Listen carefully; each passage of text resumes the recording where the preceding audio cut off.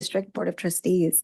I'm calling the open session to order on today is May 23rd, 2024, and it is now 7:00 p.m. I will begin with roll call. Trustee Griffin. Present. Trustee Chavez. Present. Trustee Jacobson. Present. Trustee Land is not present, and I am present. Tonight we have a team from Hannah Interpreting as our Spanish interpreters. For those who would like to attend the meeting virtually in Spanish, that option is available. Hannah Interpreting, would you please communicate that for us this evening? Thank you. Hi, yes. Bueno, buenas tardes. Mi nombre es Rosa. El equipo de Hannah va a proporcionar los servicios de interpretación para las personas que deseen asistir a la junta virtualmente. Tienen esta opción por si gustan asistir. Gracias. Gracias. If you wish to view closed captions of this meeting, please view the meeting on the SMUHSD board meeting YouTube channel. The link to the YouTube channel can be found on our website. You may view the captions in English as we live stream our meeting tonight, and you may view the captions in a variety of other languages if you choose to watch after this meeting has ended. Viewers may request additional accommodations by calling 650-558-2201. For our deaf and hard of hearing community, we have a team from Hannah Interpreting. Thank you. Services, and they will be interpreting our meeting this evening. We would like to ask everyone to speak at a clear and reasonable pace for our interpreters. Thank you. Okay, we will have our student board representative help us with the Pledge of Allegiance. Thank you. Pledge allegiance to the flag of the United States of America and to the republic for which it stands, one nation, under God, indivisible, with liberty and justice for all. Thank you. Okay, we will now be going on, I can't talk today, to any of actions taken in closed session. Upon the motion of Trustee Chavez, seconded by Trustee Griffin, the board moved to approve 4 special education settlements with a vote of 4-0. And there was one more. We don't have to report it out. Okay, great. Thank you. Okay, moving on to adopting the agenda. The Board of Trustees may either adopt the agenda as presented or make a change to the agenda through a motion, second, and majority vote. The Brown Act prohibits any additions to the agenda without a 72-hour public notice for regularly scheduled board meetings. Are there any questions or comments from the Board of Trustees or the Superintendent with respect to the agenda? Any changes? Okay. I will entertain a motion. So moved. Motion by Trustee Griffin. I second that. Second by Trustee Chavez. All in favor? Aye. And our student board rep, how do you vote? Aye. Thank you. Okay, motion carries. Let's see. Thank you. We will move on to public comments. If you are joining us in person and wish to make a comment about an agenda item or during the public comments section at the beginning of the agenda, please fill out a request to address the board form and submit it to the secretary.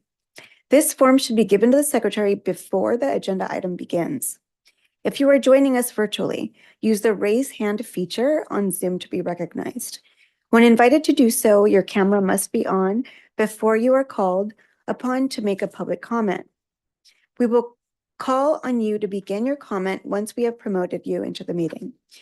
If your camera is not operational, please email your comments to the Board of Trustees at board, B-O-A-R-D, at SMUHSD.org. Please note that the comments are limited to 3 minutes. The board president may increase or decrease the time allowed for public comment depending upon the topic and number of persons wishing to be heard. So tonight, since we have a large number of public comments, I'm going to give everybody 2 minutes. So please be mindful of the time clock. So I will call on the in-person comments first. Hoy noche, como tenemos, normalmente les damos 3 minutos a todos los que quieren participar en dar comentario público. Pero como hoy noche tenemos bastantes personas, les voy a dar 2 minutos a cada persona. Y los que están en Zoom, por favor, tienen que tener la cámara prendida, por favor. Okay, first person I will call is Erica Parker.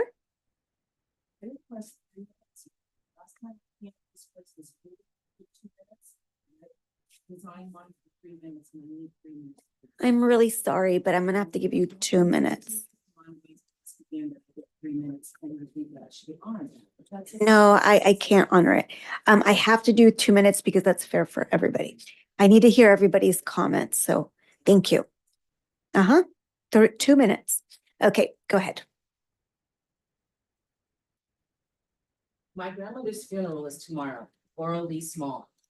I'd much rather be with my family right now than trying to explain to a superintendent who makes 10 times what I make how to be ethical. Do you even know how to be ethical? I am a Black woman worthy of respect. I have worked with integrity. I've worked harder in this job than any job I've had in my life with an open heart. The administration I have put on a pedestal because they are women of color. And in return, they have worked and collaborated to sabotage my career. And you, superintendent, you have allowed them to do that starting with April 15th, when you sent me an email after a teacher kicked students out of our shared classroom 2 times. And you did not hold her accountable. Rather, you told me, stay in the classroom and don't worry about anything. You don't care about the students that she inconvenienced. You don't care about the students that she lied to. And then I sent emails saying, we haven't had security for 8 weeks. All reply email, there's no security. And then Angela's response is, we finally got a substitute security. She never said that I was doing anything wrong by sending emails.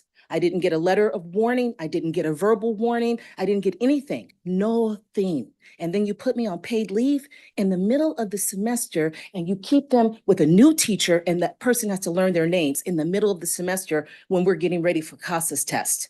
At the beginning of the school year, superintendent, you said that you cared about students. What students do you care about? Students who have money? Do you care about poor immigrants trying to learn English? Because your actions today show you don't.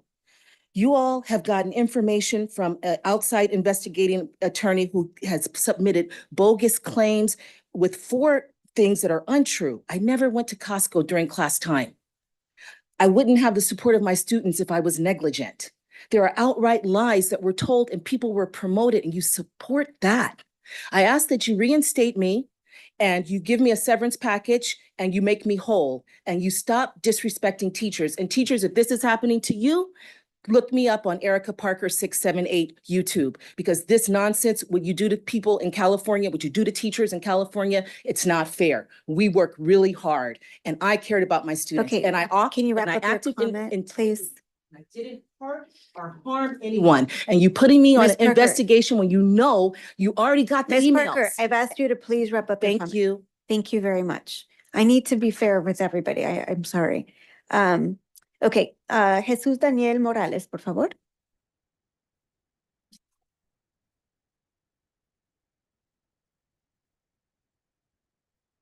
Sí, Gracias. 2 minutos, gracias. ya. Pues sobre la maestra Erika, no tengo ningún punto negativo hacia ella. Al contrario, son puntos positivos por su manera de enseñar. Creo que sus métodos son hasta ahorita han ido avanzando muy bien conmigo, güey, y me motiva a venir a clases.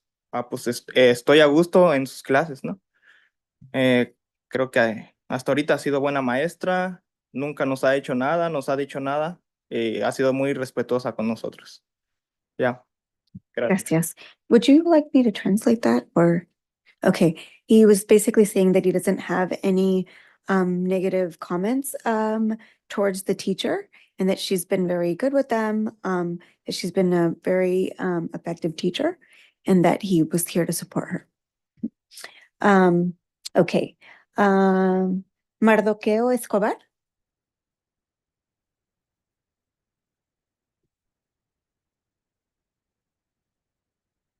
Gracias. Le voy a le voy a parar en medio para que yo pueda traducir. Ok. Gracias. Ok.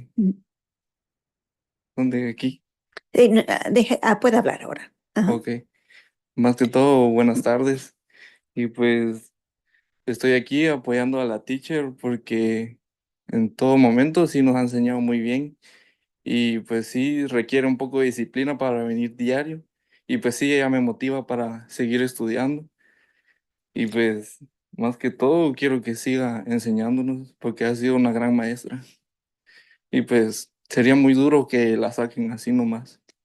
Ajá, Ok. gracias. Gracias. He said that he's here to support Miss Parker and that she's been a very effective teacher, that she's motivated him to come to class and has helped him in his studies. And so he's here to support her. Okay. Elia López. Perdón, perdón que no era Elia, ¿verdad? Era otro nombre, ¿no? Elia. Elliot, ok, gracias. Bueno, más que todo, nosotros quisiéramos saber el motivo o la razón por la cual nos están suspendiendo a la maestra. Yo es la primera vez que estoy viniendo, pero directamente, pues, por lo poco que llevo en las primeras semanas, quizás porque ella no mucho habla el español, nos costó al principio, pero directamente después de 2, 3 semanas que hemos estado con ella, nos hemos estado acostumbrando a su forma de enseñarnos. Okay, déjame traducir. So he said that he wants to know the reason why Miss Parker is no longer going to be teaching them. That although she doesn't speak a lot of Spanish, they've become very accustomed to her teaching style and that they really enjoy her class. Okay, Entonces, de mi parte y de parte de mis compañeros, creo que también merecemos una explicación. Directamente, como les digo, pues ella nos apoya en el sentido de que como ella no habla español, ella también trata la forma de comunicarse con nosotros Okay. directamente en español. Okay. On behalf of him and his fellow classmates, they would like an explanation of why she won't be teaching anymore. And even though she doesn't speak a lot of Spanish, that she's tried her best to be able to communicate with them. Entonces, sería un error que nos cambiaran de maestra, por decirlo así. De mi parte, si suspenden a la maestra, pues, ¿de qué me sirve venir si con ella me siento bien en las clases? Okay. Hace Perdón, unos días fuimos a otra clase, pero pues, directamente de mi parte no sentí lo mismo, el mismo aprendizaje que hemos tenido con la teacher. Okay.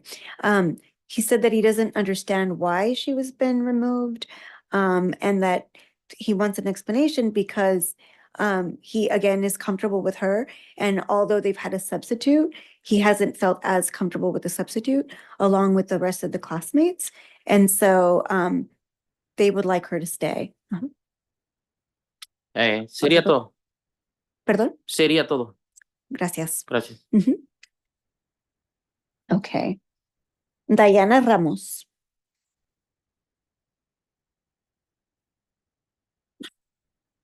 Buenas tardes. Vengo representando a la maestra Erika por lo que pienso yo y mis compañeros. Ella es una buena maestra, maravillosa, los enseña y está haciendo el esfuerzo de aprender el español para nosotros entenderlo un poquito más. Me ha gustado ella cómo ha aprendido estos 3 meses que he estado con ella y me gustaría que no la sacaran, que lo siga enseñando ella. Gracias.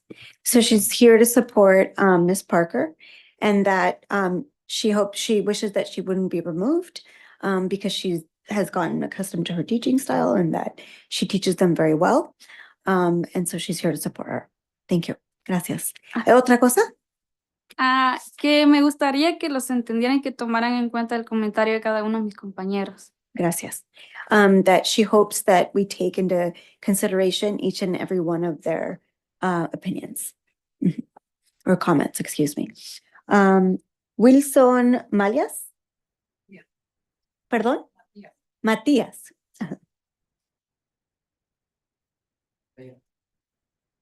Buenas noches Buenas a noches. todos presentes. El motivo que estamos acá, pues, vengo representando también a mis compañeros, que no se nos hace justo de que se despidan a nuestra maestra. Okay, déjeme Solo para- traducir. Perdón. He's here to, on behalf of himself and his classmates, that it's not fair that they removed the teacher from the class. Y pues con la maestra pues, nos sentimos bien, hay mucha disciplina, mucho respeto en clases, hay muchas actividades donde pues todos participamos, no se le hace de menos a nadie por el color o por el país donde venga, o sea, ella nos ha enseñado a respetar y a eh, sobresalir adelante en el inglés, o sea, nos trata bien en todo. Yes, okay. In our class, there's been a lot of fairness and a lot of respect. And that no matter where they come from, no matter who they are or what you look like, that she's been a very effective teacher. Y pues que tomaran en cuenta cada uno de nosotros presente en los comentarios para que ella se quedara dando clases a nuestra persona. Okay. Solamente. And to please take into consideration each and every one of the comments that they're making. Perdón, dijo que que tomara los comentarios en cuenta, pero perdón, ¿qué dijo más de ahí? Sea que tomara la asistencia y de los comentarios de mis compañeros, o sea, que Sí. lo tomaran presente, que Okay. lo echaran en cuenta. Sí, Ajá, sí, solamente. okay, gracias. Gracias. Ujú. Okay.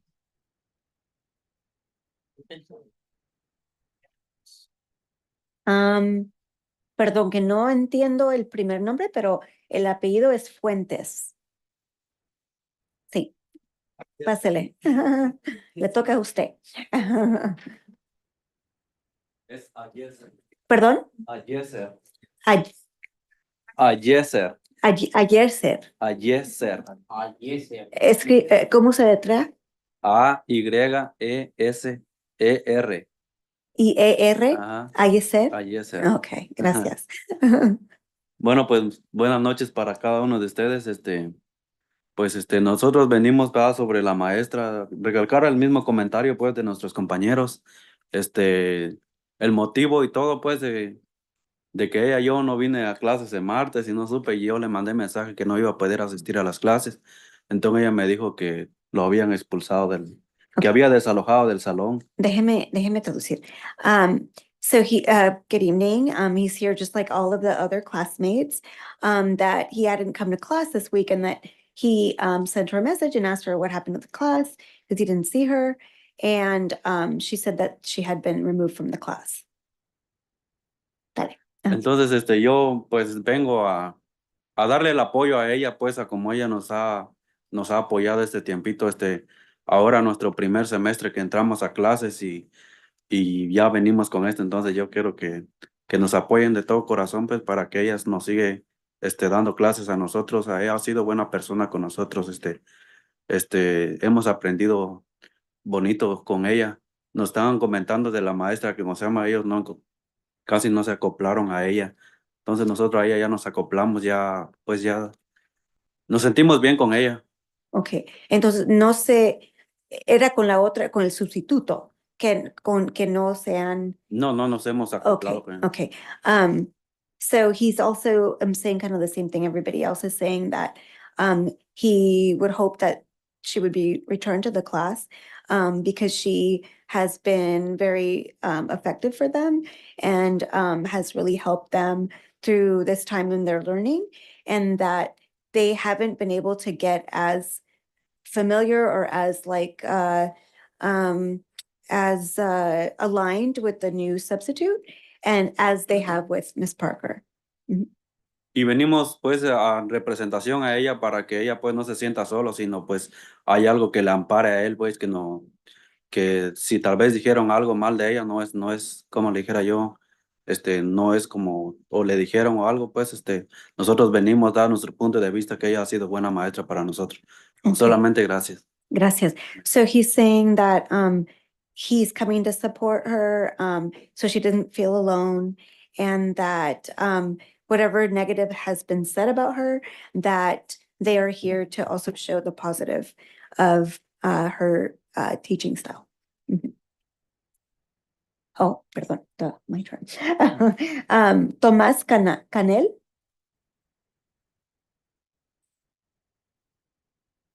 Muy buenas tardes a todos. Estoy aquí con mis amigos y yo apoyando a teacher Erika a favor de ella. Estamos acá para, bueno, para saber porque lo que de un momento a otro nos dijeron que ya no vamos a tener la maestra. Okay, so he's here to support Miss Parker along with his classmates because they had been told that she is no longer going to be teaching. So they want to know why. Estamos aquí a favor de ella porque nos parece bien la clase que hemos aprendido y hemos tenido interacciones de aprender de uno a otro, aprender y hemos tenido buena comunicación, aunque ella no sabe español, pero el inglés es lo que venimos nosotros a aprender. Okay. Y para mí es lo bueno. Y mis amigos y yo desearíamos que sí, ella se quedara como maestra. Okay. So they'd like her to stay as a teacher because not only has she helped them learn English, even though she doesn't speak Spanish, that she's developed a camaraderie in between everybody. People have gotten to know each other better, and that's also why they want her to stay. Creo que es todo. Muchas gracias. Gracias. Okay, that's it. Álvaro Cerrón Morales.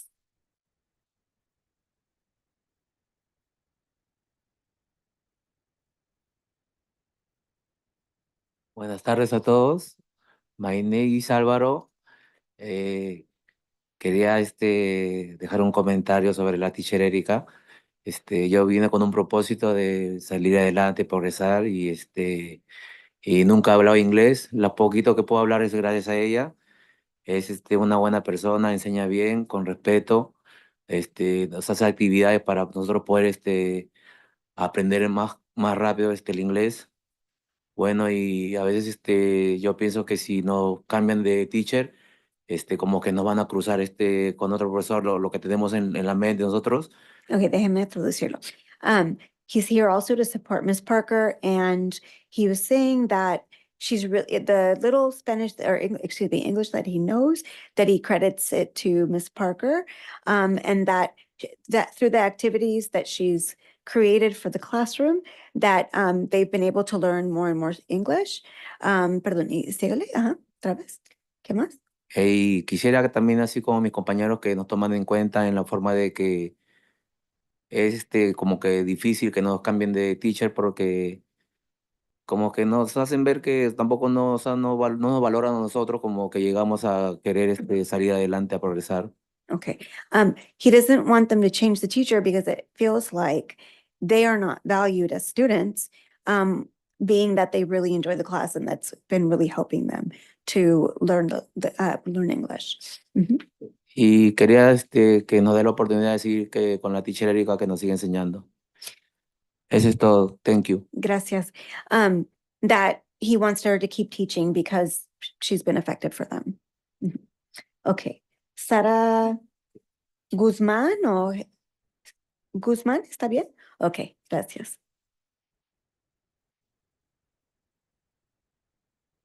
Tengan cada uno de ustedes buenas tardes. Pues, como habrán escuchado, igual mi comentario va a ser como el de los compañeros positivos referente a la maestra Erika.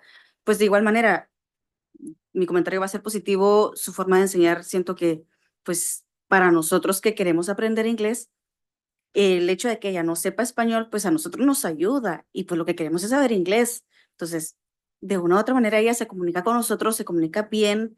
Hemos aprendido en estas semanas también soy de primer ingreso, entonces a mí me gustó la clase. Es dinámica, hay participación, nos pone a practicar, entonces siento que eso nos ayuda bastante. El cambio repentino, siento Déjeme que de una- traducirlo primero, Ok. perdón. Si no se me va a perder y no lo voy a decir bien. Ok.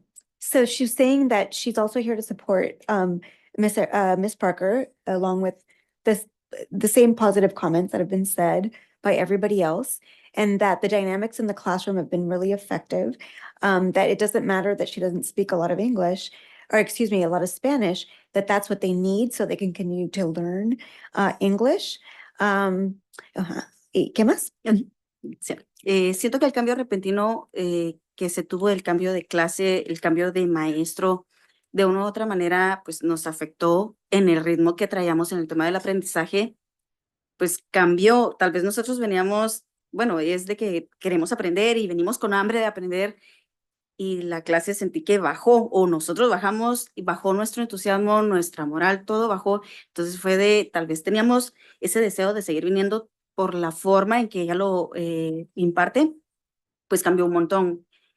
Siento que pues, aprendemos, ella es muy estricta, ordenada y pues nosotros agradecemos eso, yo por mi parte agradezco eso porque hay un orden. Ustedes se acercan a la clase y van a ver un orden, un silencio, porque estamos en tema de tarea, trabajando, colaborando. Hay alguna participación, pues de la misma manera lo hacemos. Siento que es una forma tanto de respeto como, o sea, de respetar la clase y una forma correcta, valga la redundancia, más ordenado y estricto. Okay. So- So she was saying that the class that that Miss Parker has, that it's very organized. She's very strict, but they like that because there's kind of an order to the class. And she also said that, that ever since Miss Parker was removed from the class, that the morale and the learning has gone down, that people don't feel like they want to come to class anymore. And so, that she really hopes that, that this can change. Ajá. Solamente gracias por Gracias. escuchar. Sí, gracias. Okay, Rich Fern. Hi. I don't have to translate for you. Good evening. I have a little change of pace here. So I just want to thank the school board again, first on a superintendent and the high school board. So press board is going to be closing the end of the year. And I'm sure you're well aware of that. And I just want to thank you. We've been able to use that field for 40 years and it's been great. And I didn't want to bring everybody down here. Luckily I didn't.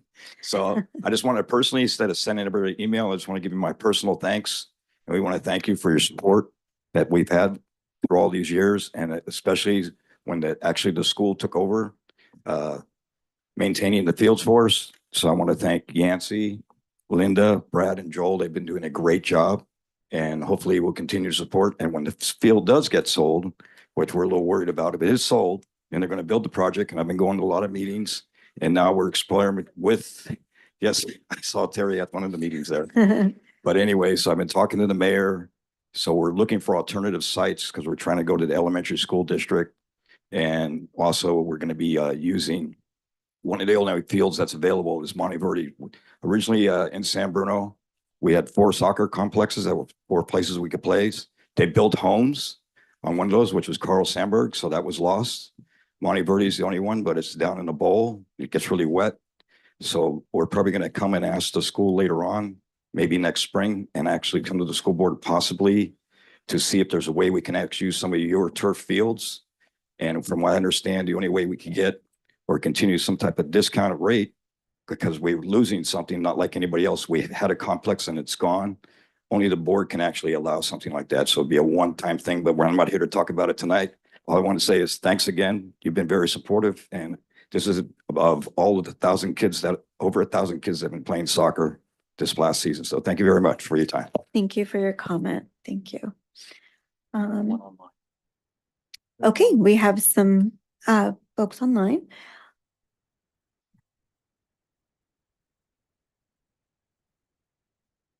Tanisha will be promoting you.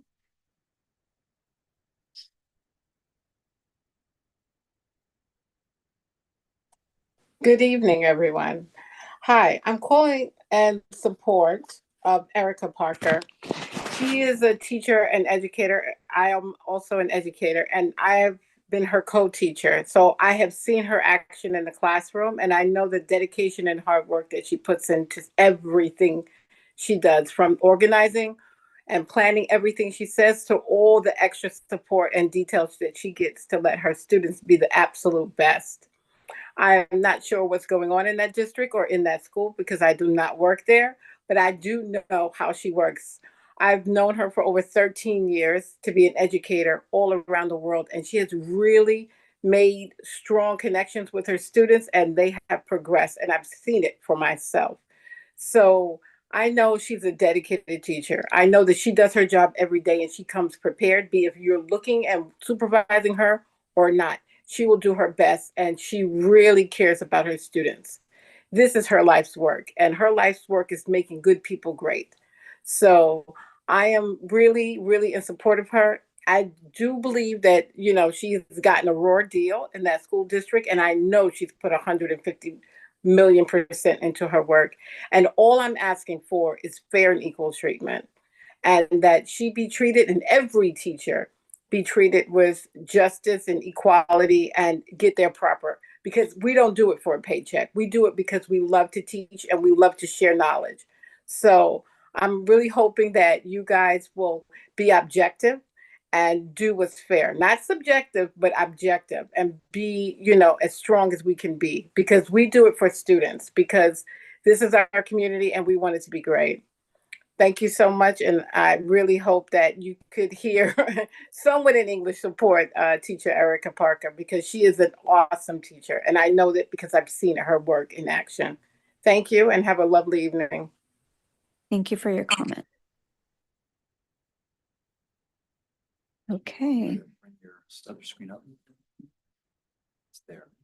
Do we have another one? That's it. Oh, that's it. Okay. Thank you. Desafortunadamente no podemos responder a los comentarios, pero esta es la manera que las reuniones están organizadas legalmente.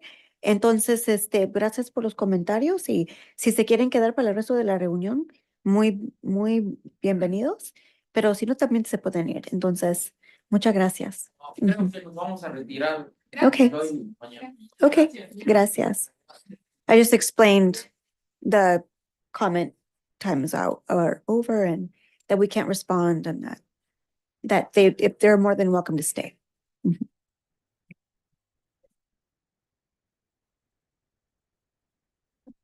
Okay, thank you.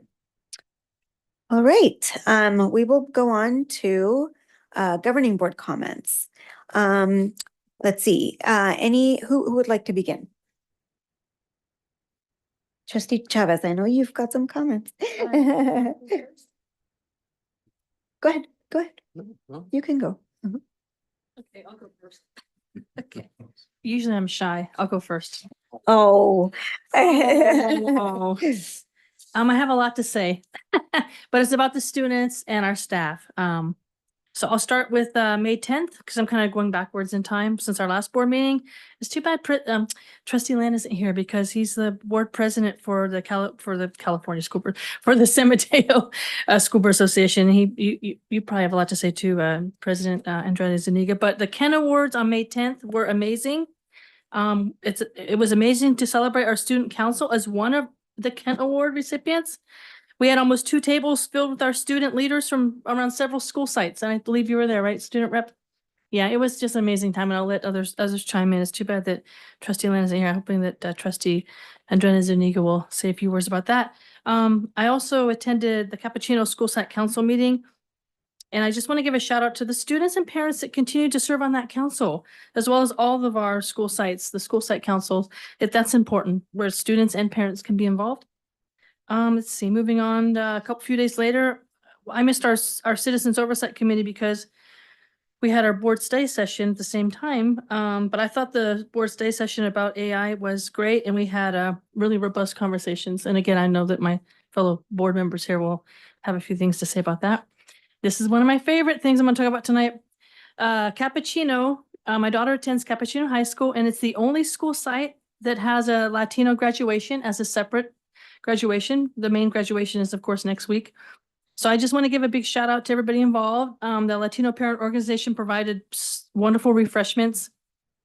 Thank you to, I also want to say thank you to Ms. Govea. She's one of the amazing counselors at Cappuccino High School. She leads this event and she orchestrates the entire event. We also had assistant principals, Mr. Gordon and Mr. Rodriguez.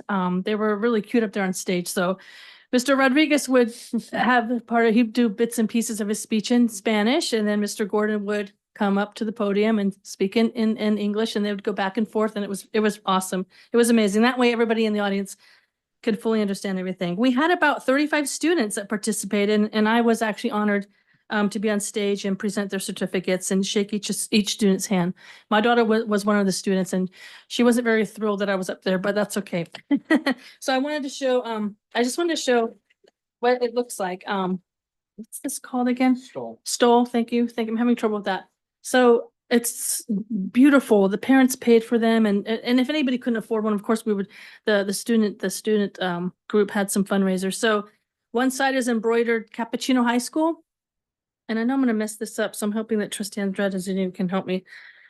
Clase de 2024. ¿Cómo se dice 2024? Say that again. 2024. Yeah. Okay. So one side has that on there, and then the other side, it's just one. Great. And then the students, they'll wear this next week for the regular graduation with all students at Cappuccino. So my daughter was going to get mad that I wore this for a little while, but this is what it looks like. And then, let's see. Sorry, I'm almost done. It's okay. I told you I was shy. Let's see. We had a Cappuccino IB Awards. I believe it was last night. So any student that has taken any IB course, which is the International Baccalaureate, they receive this. Is this also called a Chords? Chords. This is the Chords. Okay, I'm not really good with this. This is Chords. And by the way, this is not mine. They didn't give me this as a trustee. This is my daughter. So I definitely have to return it tonight, where we have the whole shrine for the graduation, getting ready for it. And I also, so there was about, I would say at least 30 students received the cords, but there were about 14 or 15 students that are receiving an IB certificate. Now that is hard to do. You've completed every course necessary. You've taken all the exams, and that's really a high honor right there. And then one more thing I wanted to mention was right before that, we had the IB science presentations up and down the hallway near the auditorium. Ms. Tucker is an amazing science teacher, and she was directing all the visitors, and I took photos there, and it was great. So lots to share, everything's busy in May with graduations and a lot going on, but just wanted to give a shout out to all of our student scholars. Every single student is important, and as well as the staff, teachers, and also parents. So thank you for letting me share. Thank you. That's really cool. Thank you. Oh, and I also have this for everybody. Sorry. One more thing. It's the Latino graduation program. Oh, thank you. Sorry. Excellent. Thank you. I normally don't do show and tell. Thank you. Does anybody else want to go? Trustee Griffin. Good evening, everyone. I'm really looking forward to the end of school and the graduation. And I started my San Mateo High School graduation speech today, which included reading all the speeches I ever gave and wrote. And I actually will be wearing, and it was a kente cloth when I received it. Now it's a kente stole. And I think Trinity was giving away to the African-American Black students kente stoles for everybody in the district. And I'm looking forward to hearing from the Black Parent, the newly formed, reconstituted Black Parent Association in the near future. So that's it. Thank you. That's really neat. Thank you. Real quick, the stole that Trustee Chavez is showing is a traditional, it's called a sarape, like the traditional kind of, almost like a poncho type of thing. And they're cut up into pieces and made into stoles. So it's kind of neat. Thank you. Trustee Jacobson, do you have comments? No? Okay. I have some comments. I will start with the land acknowledgement. Our community, and this was written by our Cappuccino High School students a couple of years ago. Our community acknowledges that all of our campuses lie on the ancestral homeland of the Ramaytush Ohlone. The Ramaytush are the original inhabitants of the San Francisco Peninsula, whose land was stolen from them and whose native language was lost because of Spanish colonization. As settlers on the stolen land of the peninsula, we should be, alongside the Ramaytush, remembering and honoring their ancestors and relatives. We thank the first people, the Ramaytush Ohlone, for taking care of the land we use now for education and activities. Our responsibility of caring for the earth is unique and personal to each of us, but should be rooted in allyship with the Ramaytush Ohlone, so we can work together to protect and preserve the land for future generations. I too attended the Kent Awards a couple of weeks ago. Yeah, we were able to sit with all of our board representatives. It was excellent. Our district received an award for our student board council that we had redeveloped, and we have two of our students here tonight. What was really neat also were all of the awards of all of the different activities and all of the different programs that all of our fellow trustees along San Mateo County have created for their students. There's so much love and so much dedication to the students in this county that it's reassuring to know that, you know, our future leaders are given such love and support. Super proud of all of the students.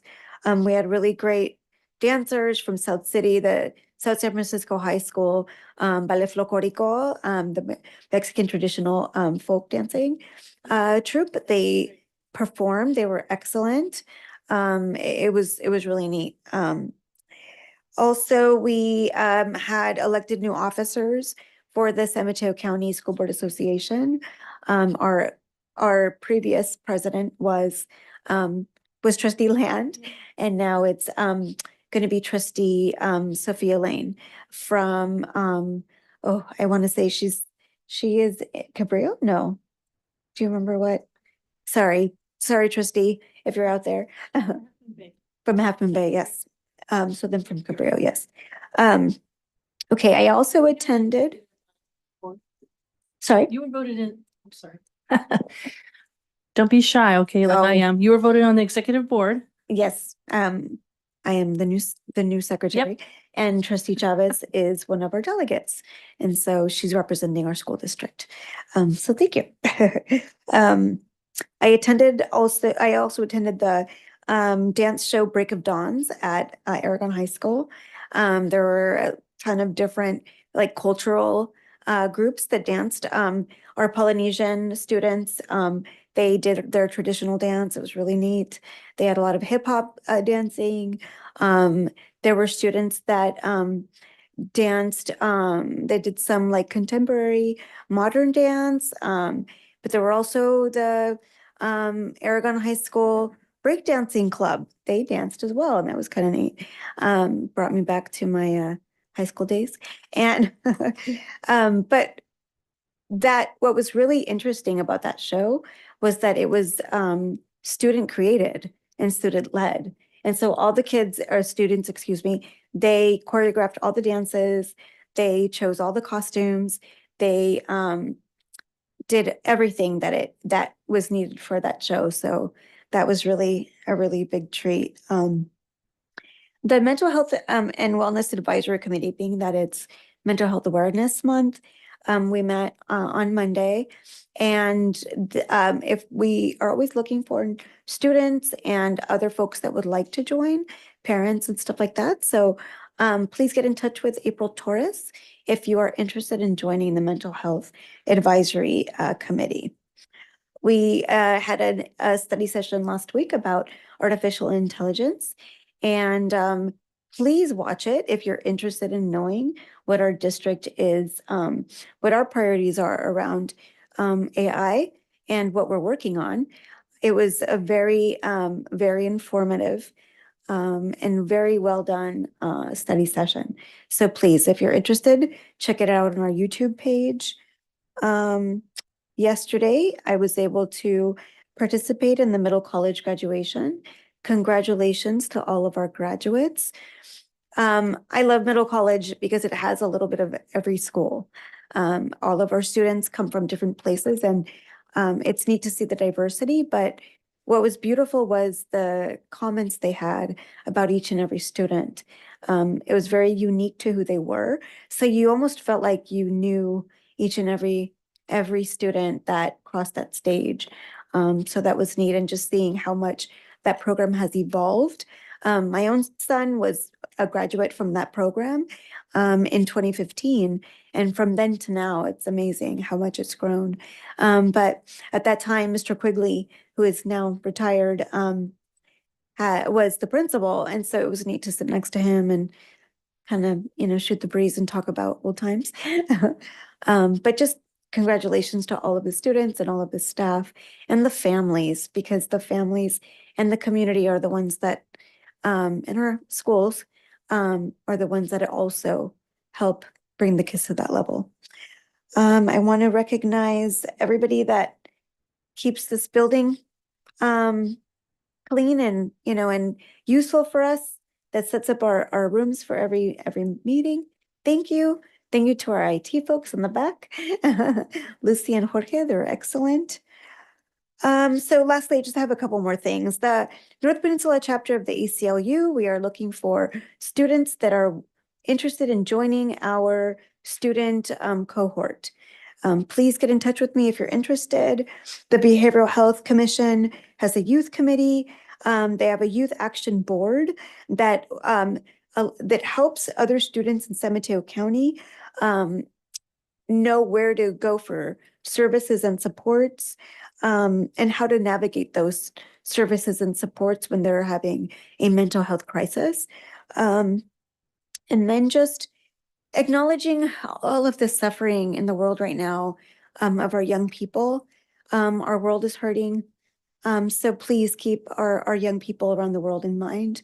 We have a lot of loss of their futures, their educational systems, and their families. And so please keep everybody in mind.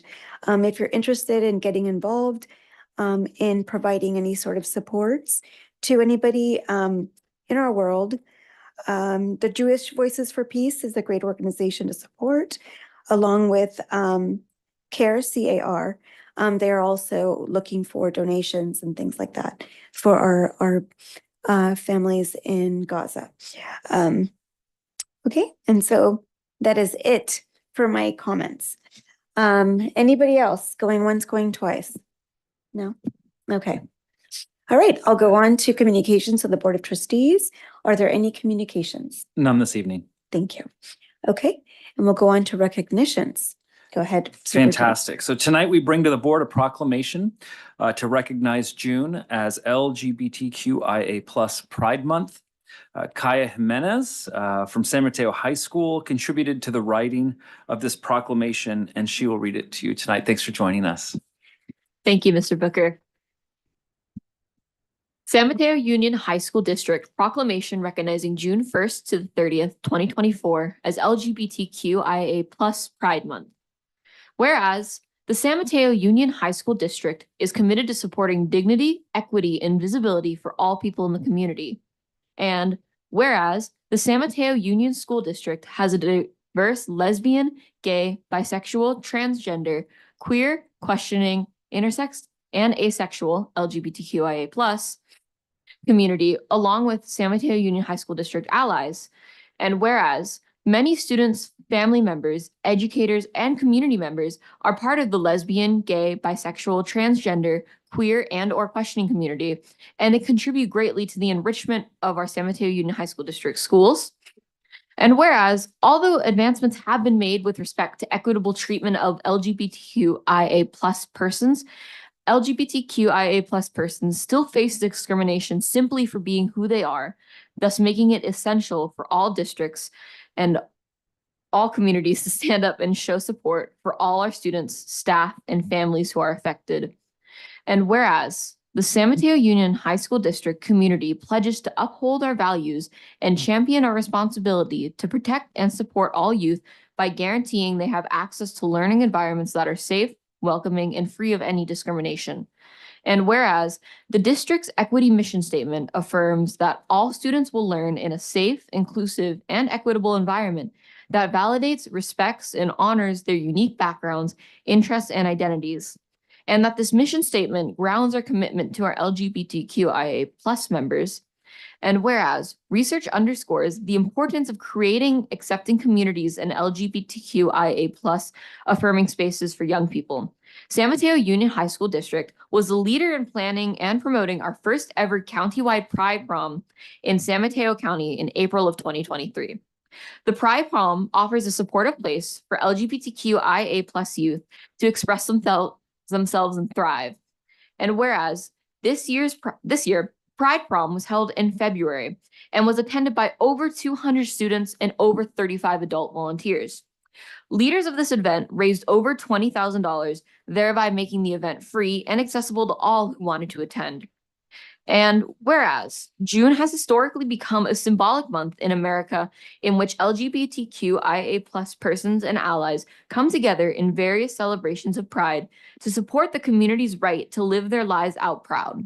Many school districts across the United States, including San Mateo Union High School District, recognize and celebrate June as LGBTQIA+ Pride Month. And whereas, despite hardships and discrimination experienced by the LGBTQIA+ community, these individuals have overcome barriers to be successful in all forms of work and self-expression, demonstrating their perseverance and resilience. And whereas we continue to work closely with our LGBTQIA+ community members on our shared goals of developing and implementing ongoing educational equity and visibility projects for our LGBTQIA+ students. And therefore, be it resolved, the San Mateo Union High School District does hereby declare the month of June as LGBTQIA+ Pride Month in our schools and invites the members of our community to reflect on ways we can all live and work together with a commitment to mutual respect and understanding. San Mateo Union High School District passed and adopted on the 23rd day of May, 2024. Thank you. Thank you. Thank you. Excellent. Do we have any questions or comments from our trustees? No? Go ahead. Or yes, Trustee Griffin. It was a well-written proclamation and it was well-read. So I appreciate your talent there. Yes, thank you. Anybody else? Yes, Trustee I was gonna say Chavez. it's similar, but I'll just say I echo what Trustee Griffin said. Thank you for reading that. And thank you for being the author. Thank you. Amazing. Thank you. Yeah, and again, right, proclamations are great but action is needed, right? And so we still have a lot of discrimination, a lot of just really negative attitudes towards members of our community, of our LGBTQIA+ community. So please, if you'd like to volunteer, if you'd like to know more about the community, the San Mateo County Pride Center has excellent programming throughout the month of June and throughout the year. But throughout the month of June, they're going to have really great things like SOGI trainings and different types of education. Also, the San Mateo County Pride Parade and Festival will be on June 2nd at Central Park. So that'll be really fun. Last year it was a really nice event. And then just support for our students. So we really need folks to get involved in organizing our Pride Prom. So if people are interested in getting involved and also donating, please do. There should be some information on our website. So thank you. All right, we will now take comments from the public. Are there any public comments? There are none. Okay, and I'd like to have a motion. So move. Okay, motion by Trustee Griffin. I'll second that. Okay, second by Trustee Chavez, and all in favor? Aye. Aye. And Student Board Representative, how do you vote? Aye. Thank you. Okay, motion carries. All right, go ahead. Thank you so much. Okay, so this evening I am so excited Thank you for joining us. I'm pleased to introduce Dr. Michael Jones to the board tonight, who is our recommendation for the next principal of Aragon High School. So just come up to the podium so I can say some nice things about Yes. you, and then you'll get to talk. Yeah, Welcome. welcome. Dr. Jones comes to our district most recently from Lowell High School, where he served as principal since 2022. Prior to that, he's held several positions in the San Francisco Unified School District, a district of 50,000 students, including assistant principal at Balboa High School, interim principal at the Academy, San Francisco at McAteer, and interim assistant principal at Balboa and Galileo High Schools. He's also served as the executive principal at Jose Antonio Vargas Elementary in the Mountain View Wisman School District, cluster manager, Abu Dhabi Education Council, and as a senior education consultant at the Shakers and Movers Education Foundation, in addition to teaching from 1994 to 2004. He received his EDD in educational leadership from Gardner-Webb College. He received his master's in educational administration and supervision from Virginia Commonwealth University, and his BA in sociology and elementary education from the College of William and Mary. And additionally, Dr. Jones received his diploma in biblical and theological studies from the Calvary Bible Institute. A number of highly qualified candidates applied for this position, and we all believe Dr. Jones is the best educational leader to serve the Aragon community in providing great outcomes for our students and supporting our strong staff in their continued success. I want to be the first at the dais to really welcome you to our district. I'm so excited that you chose us as much as we've chosen you. I can't wait to work with you. Yes, we'll give you a little time in the summer to kind of like just, reset and relax, but then we're going to jump on into it for the next school year. So congratulations and thank you for joining us this evening. Great. Thank you. Thank you. Welcome. Yeah, feel free. No, Yes, say go some ahead. words. We'd love to hear you. Yeah. Well, thank you, Superintendent Booker and President and Vice President and all of the trustee members, and of course, the school leadership, and certainly to the Aragon High School Dons, go Dons. Yeah, there you go. And everyone who's listening, I'm very excited to be here. I really appreciate the opportunity to get to know you through the interview process. We have about 4 days before our graduation, so I'm counting down. I'm sure everyone else is counting down, but I am definitely looking forward to the work ahead. And I'm super excited to lead alongside the school community at Aragon High School. My purpose is to inspire and motivate others through service, education, and leadership. And that is exactly what I intend to do collaboratively with the school community. So thank you for this opportunity. And I also want to thank my sister Tanya for coming tonight. Thank you. Thank you. I know she could be watching Netflix or doing other things, but I want to thank her for coming. And again, thank you for this opportunity. Yeah. Nice. Thank you. Welcome. Yes. Thank you. Okay. All right. Oh, wait, sorry. Are there any comments from? I was just gonna say welcome. Thank you. Thank you. Okay. Yeah, good. Okay. All right. Next up, we've got Scott Reardon. Please come on up, Scott. We're so fortunate to have Scott Reardon with us tonight, who's our recommendation for the district's next Assistant Director of Special Education. Mr. Reardon joins us from San Lorenzo Unified School District, where he has served as the district's program specialist for special education since 2019. Prior to that, he served as San Lorenzo's resource specialist since 2007. He utilizes his expertise to educate and support new teachers by being a mentor for the California Teacher Induction Program and a program supervisor with Alder Graduate School of Education's Resident Teaching Program.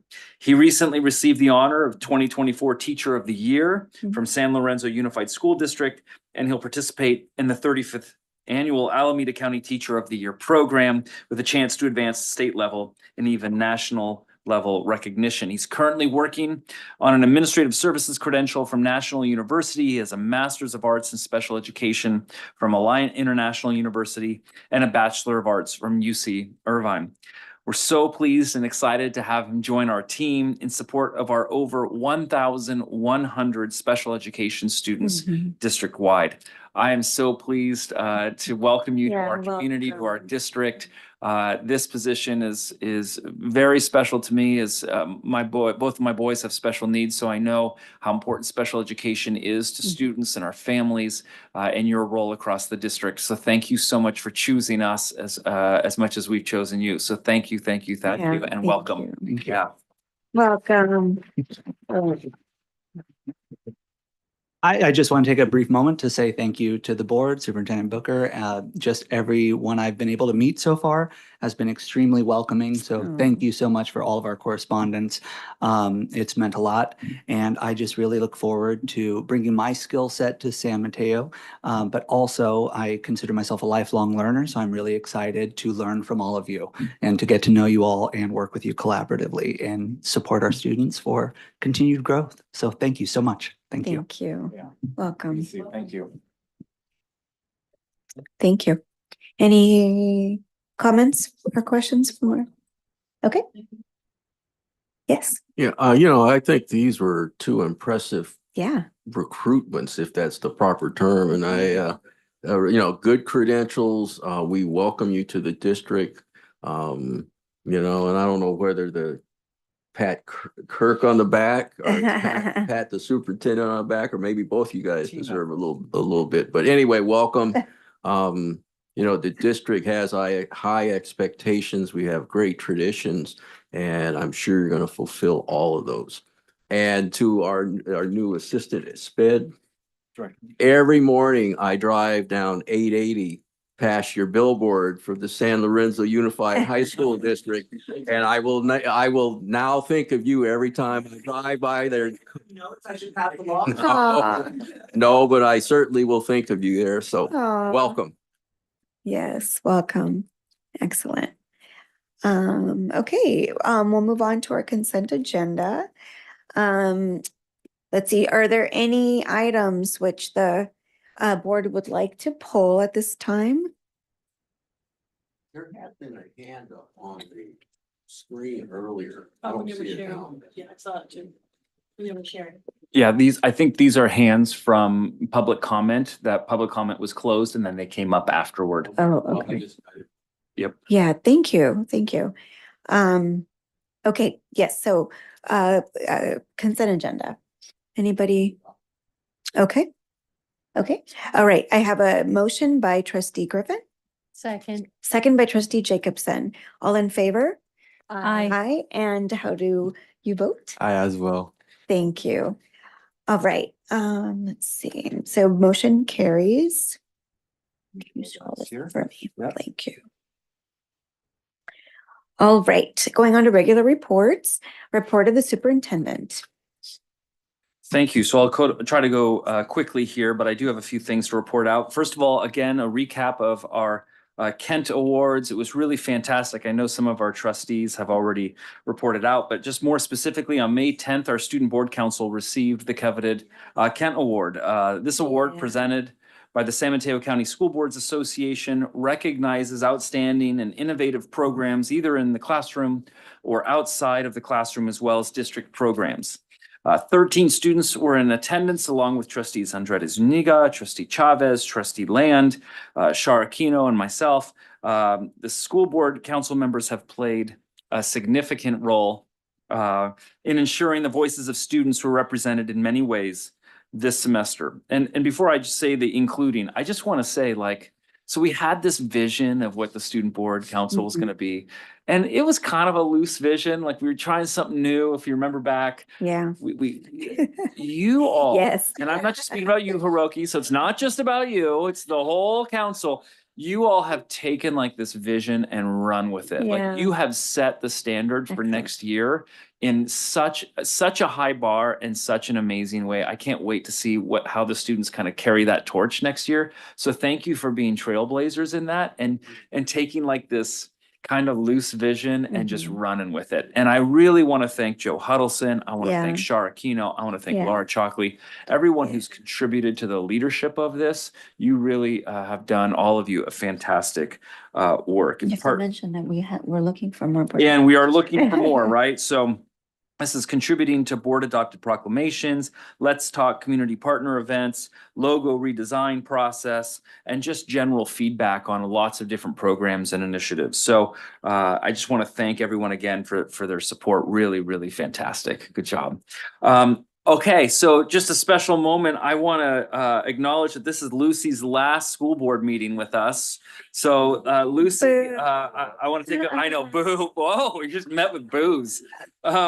I do want to take this moment to recognize and thank Lucy Lonesbury.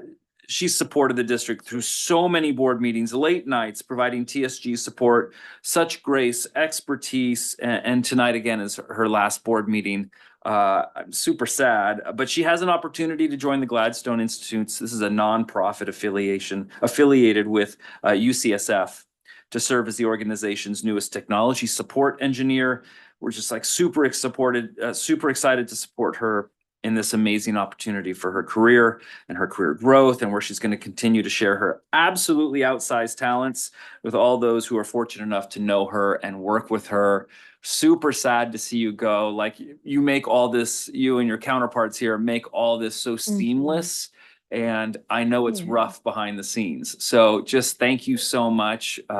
This is nerve-wracking enough, but to know that you're like doing all the magic behind the scenes is really fantastic. So we're gonna miss you a whole bunch. Yeah, thanks. Yeah, thank you.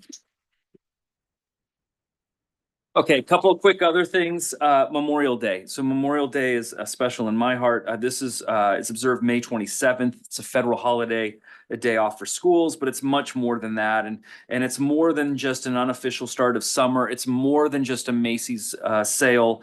It's just really has a lot of different purposes, right? I mean, that's what people remember, like I know, Memorial right? Day sale, which is just kind of lame. This is a day that's meant to remember and honor American service members who have died while serving for our country. It's originally called Decoration Day, which was a day intended to honor soldiers who had died in the Civil War. The first celebration took place on May 30th, 1868 in Waterloo, New York. And in the late 19th century, the holiday became known as Memorial Day and was expanded to include the deceased veterans of all the wars fought by American forces. And it became a federal holiday in 1971. Both my grandfather and my father served in World War II and gave their service for our country. And I know so many members of our community have done the same. So I just want to thank our veterans and those who have perished in wars for their service. So thank you very much. Lastly, this is our last board meeting while high schools are in session. And so, maybe come the June board meetings, people aren't paying as much attention. Hopefully they're off for their summer, they're hitting their reset buttons, they're doing all the things that we want them to do. But just a sincere thanks to all of our educators across the district for just a tremendous year. This year has definitely had its ups and downs, but I know that we are a stronger community in May and as we come into June than we were in August. I want to thank our students, our families, our community, everyone who supports our district across our 6 cities. I want to thank everyone affiliated with our 10 schools. And I want to wish everyone a wonderful summer, safe, refreshing, resetting. And if you need to come back different in August, come back different in August. Education is one of those rare professions or organizations where you really can come back a different person if you want. I've always held on to that literally since I've been in middle school. And oftentimes I do come back very different than when I left. So I hope you all, if you need to do that, you take that opportunity. So thank you for giving me the opportunity to speak. Thank you. Okay, going on to the student board representative report. Hi. For those who don't know, my name is Hiroki from Hillsdale High School, and the AP exams finished. So all we have now is like finals for like this week and next week. And I actually attended the Mills Spring concert, and they had like amazing jazz band and overall like any orchestra and choirs, and like they're amazing. And we also had like a spring concert as a Hillsdale yesterday. And it was kind of sad to see like all the seniors graduate, but we also had like a award ceremony to like congratulate the seniors, and I think it was great. And I think as a student board rep, like Mr. Booker and Miss Zuniga and Miss Chavez like mentioned about like the Kent Award ceremony. I attended as well, and it was actually great because I was able to see like the people who make this community like very wonderful and like make huge impact. So like it was like really great experience to like see like impactful person, and yeah, it was great. And like for the as a student board, this year has been a like really wonderful opportunity. Like I get to learn about like student government, and like this could not be happen like without like all these trustees. So I want to appreciate like everyone like who worked hard on this and like built on this. So yeah, overall I want to thank everybody. Thank you. Thank you. What a great report. Thank you. Okay, report of the District Teachers Association. Good evening, President Andrade Zuniga, members of the board, and district cabinet.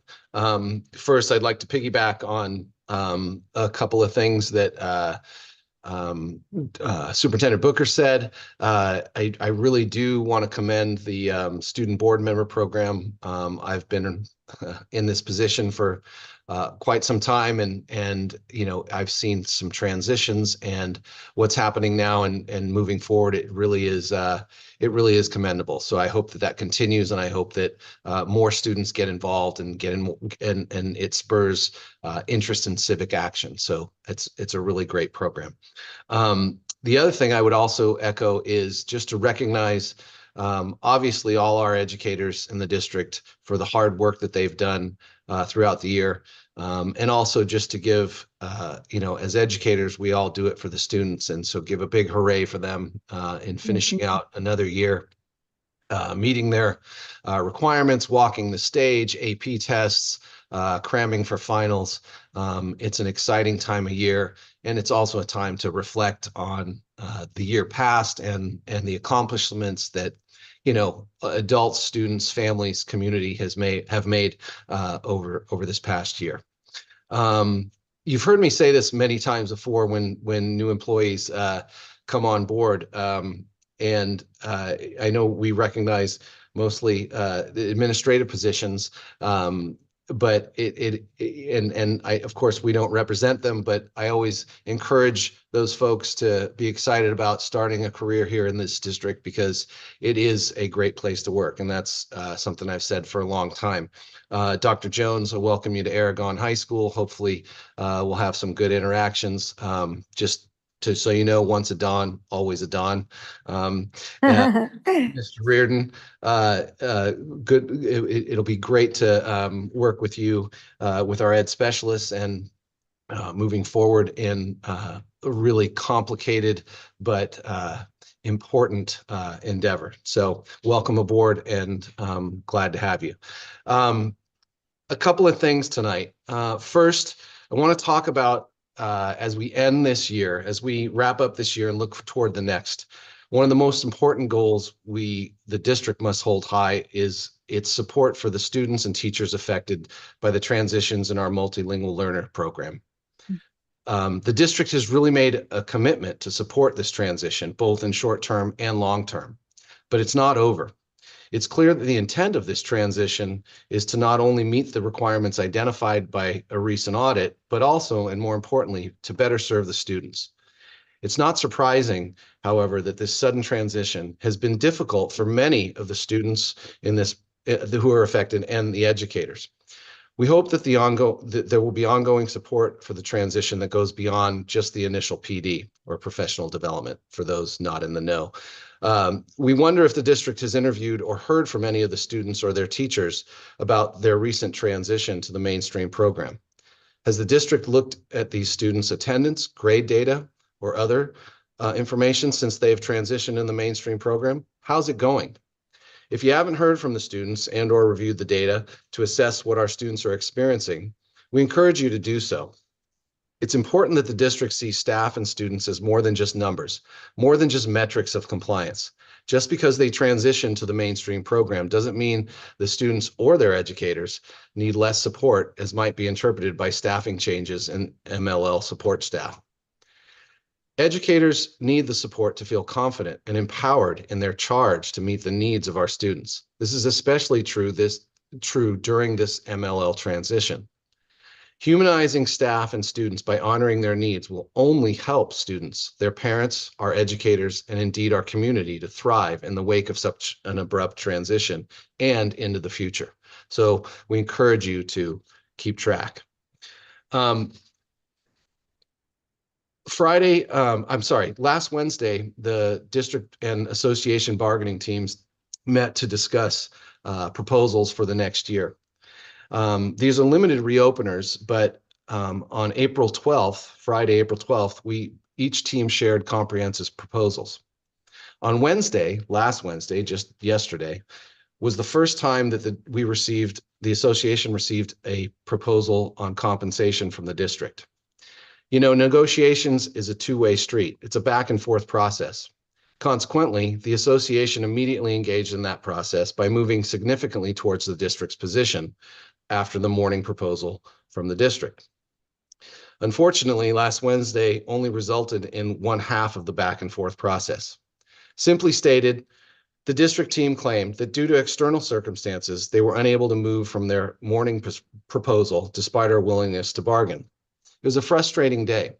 I've said that the negotiations process has been very productive, and it has. And I won't say that it's not been professional, even in the last two meetings that we've had.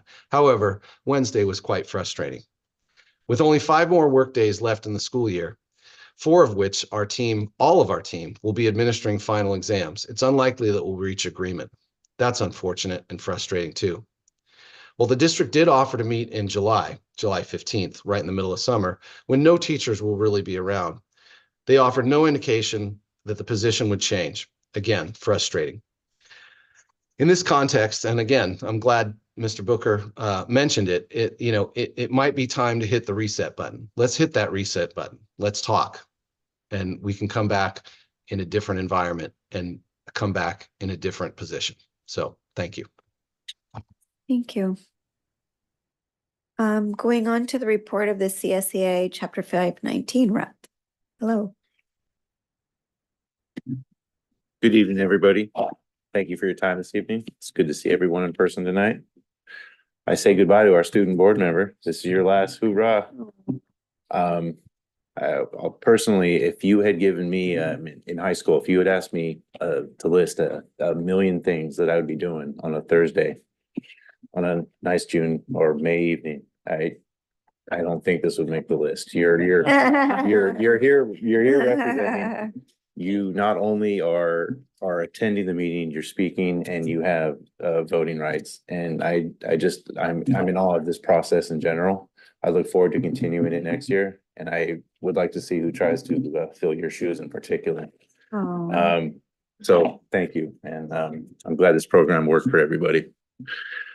Brief update on the union negotiations. We are again meeting in July to address the health and welfare and salary points of the contract. Recently, we did eliminate individual reclass procedures. The district and the union agreed that the 1-year pilot program didn't yield the results, but it did eat up the resources, so it was not worth continuing. One change we made to the educational stipends was we agreed that we were going to open up the advanced degree stipends for all classified employees, regardless of position or job at the district. There will be no more ability to deny a stipend. If janitor's got a degree in biochemistry, he's going to get paid regardless if anyone thinks that doesn't apply. So it's a great benefit, and we're thankful for that. But that's all I have for negotiations updates. Moving on to something better. Our April classified Golden Apple winner was Miss Dawnette Tello, attendance records clerk from Hillsdale High School. And one of the nominations was written by Jeff Gilbert. He says, Dawnette exemplifies extraordinary service.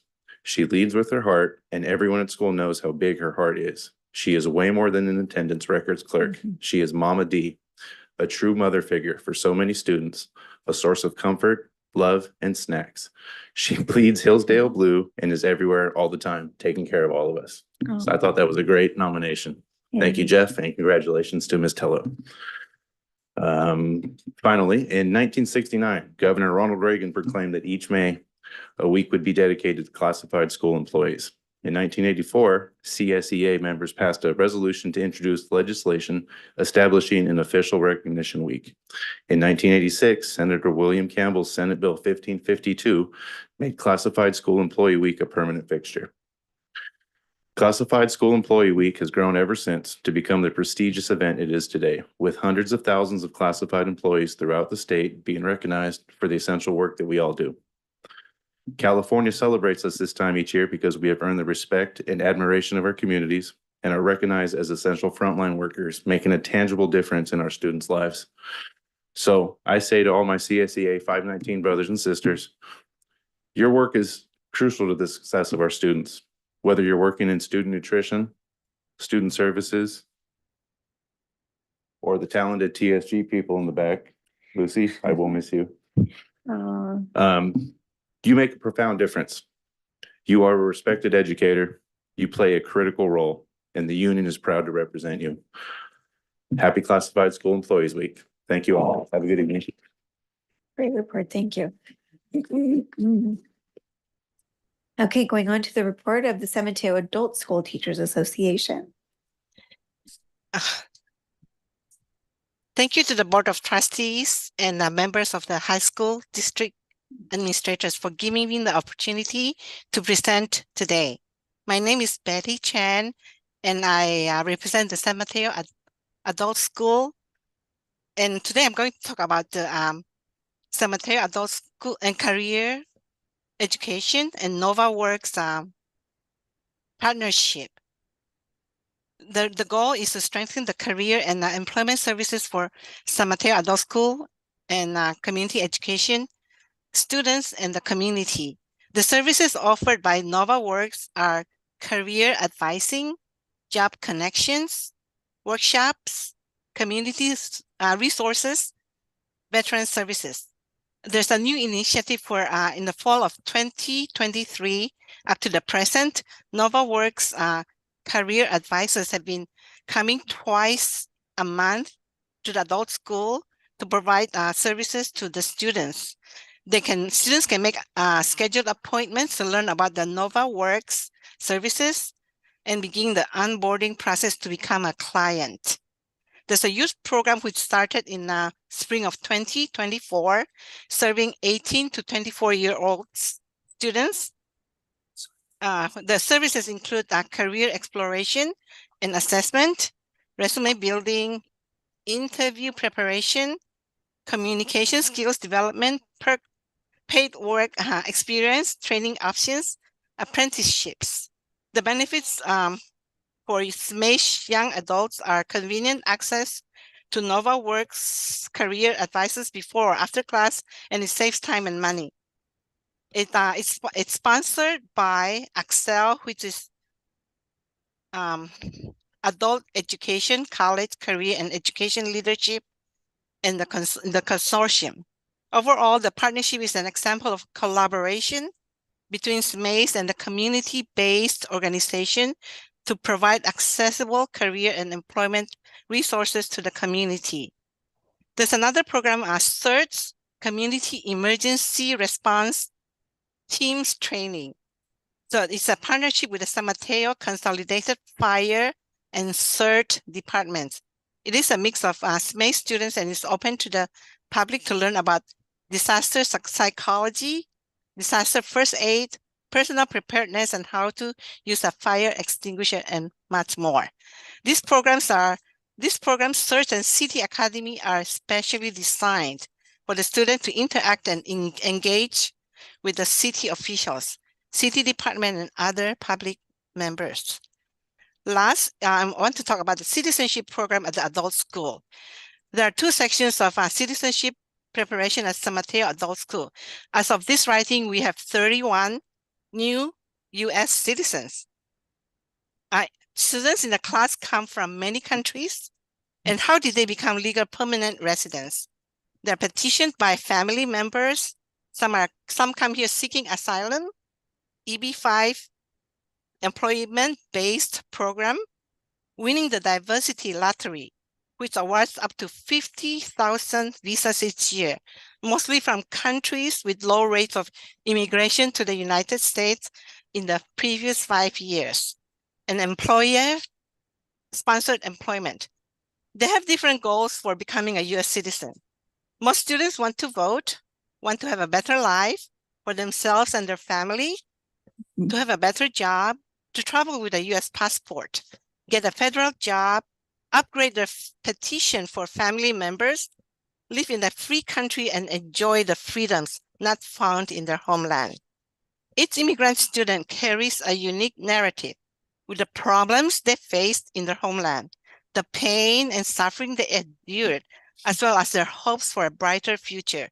Emigrating often involves giving up an established career and leaving behind beloved family members, all in pursuit of a more promising existence, with the ultimate goal of reuniting with their loved ones in a new country. For some, they survive, but they can't go back to their own country. Problems they face in a new country: discrimination, being placed in detention, mistreatment in detention facilities, learning a new language and adjusting to a new way of life, getting a job and earning a living, not having enough food or a place to stay. The success rate with our program has been 100% passing for students on their first interview. Students are given 2 chances to pass the reading, writing, 100 civic questions, and the interview questions about good moral character. Students that come to the program must learn the 100 civic questions and application form, which is N400. We have some students who have not received a formal education in their country. They take ESL classes and listening and speaking classes. Some students apply too soon, and we have helped them read and write basic English to find their way to passing the citizenship interview. Some students come because they did not pass the first interview and wanted help to pass the second one. We have a group of very dedicated community volunteers. Overall, all of them have volunteered for more than 10 years. And student volunteers who stayed on to help with their fellow students after becoming a citizen themselves. They provide valuable assistance and support in helping the students achieve their goal of becoming a United States citizen. I salute the volunteers for their dedication in assisting the students pave their path to become U.S. citizens. And I have some questions for members present. Do you know the answers to some of the civics questions? Name 2 rights in the Declaration of Independence. No? And what caused the Civil War? And who is the senator? Name 1 senator from your state. Who is the Chief Justice of the Supreme Court? What was the first U.S. capital? What territory did the United States buy from France in 1803? Who is the representative from your congressional district? Who is the Speaker of the House of Representatives? Under our Constitution, some powers belong to the states and federal governments. What are they? Do you know all the answers to these questions? The students who come through our program have to learn all of them and more. 100 questions. Right. Yes. And also in our closing, I would like to invite the board and the school administrators to join us as we celebrate Citizenship Day at the adult school on July 11th, 2024. A formal invitation will follow. Thank you for giving me the opportunity to speak to you all. Thank you. Thank you. Thank you. Great report. Thank you. Okay, we will move on to special reports and appearances. Superintendent Booker. Thank you very, very much. I'm really excited about this topic. It's been a long time in preparation. Can we get the slide deck up and going? This has to do with our new logo redesign. And for those of you who've been in the district a long time, you can go back one. Yeah, there you go. Because you got to look at the old logo or the current logo. This current logo is hand drawn. It's hard to reproduce, and I don't know if it truly matches or expresses what the district is about. And so with prompting from the Board of Education and community, we engaged in a process to redesign the logo, and we're going to talk really thoroughly about that this evening. You can go to the next slide.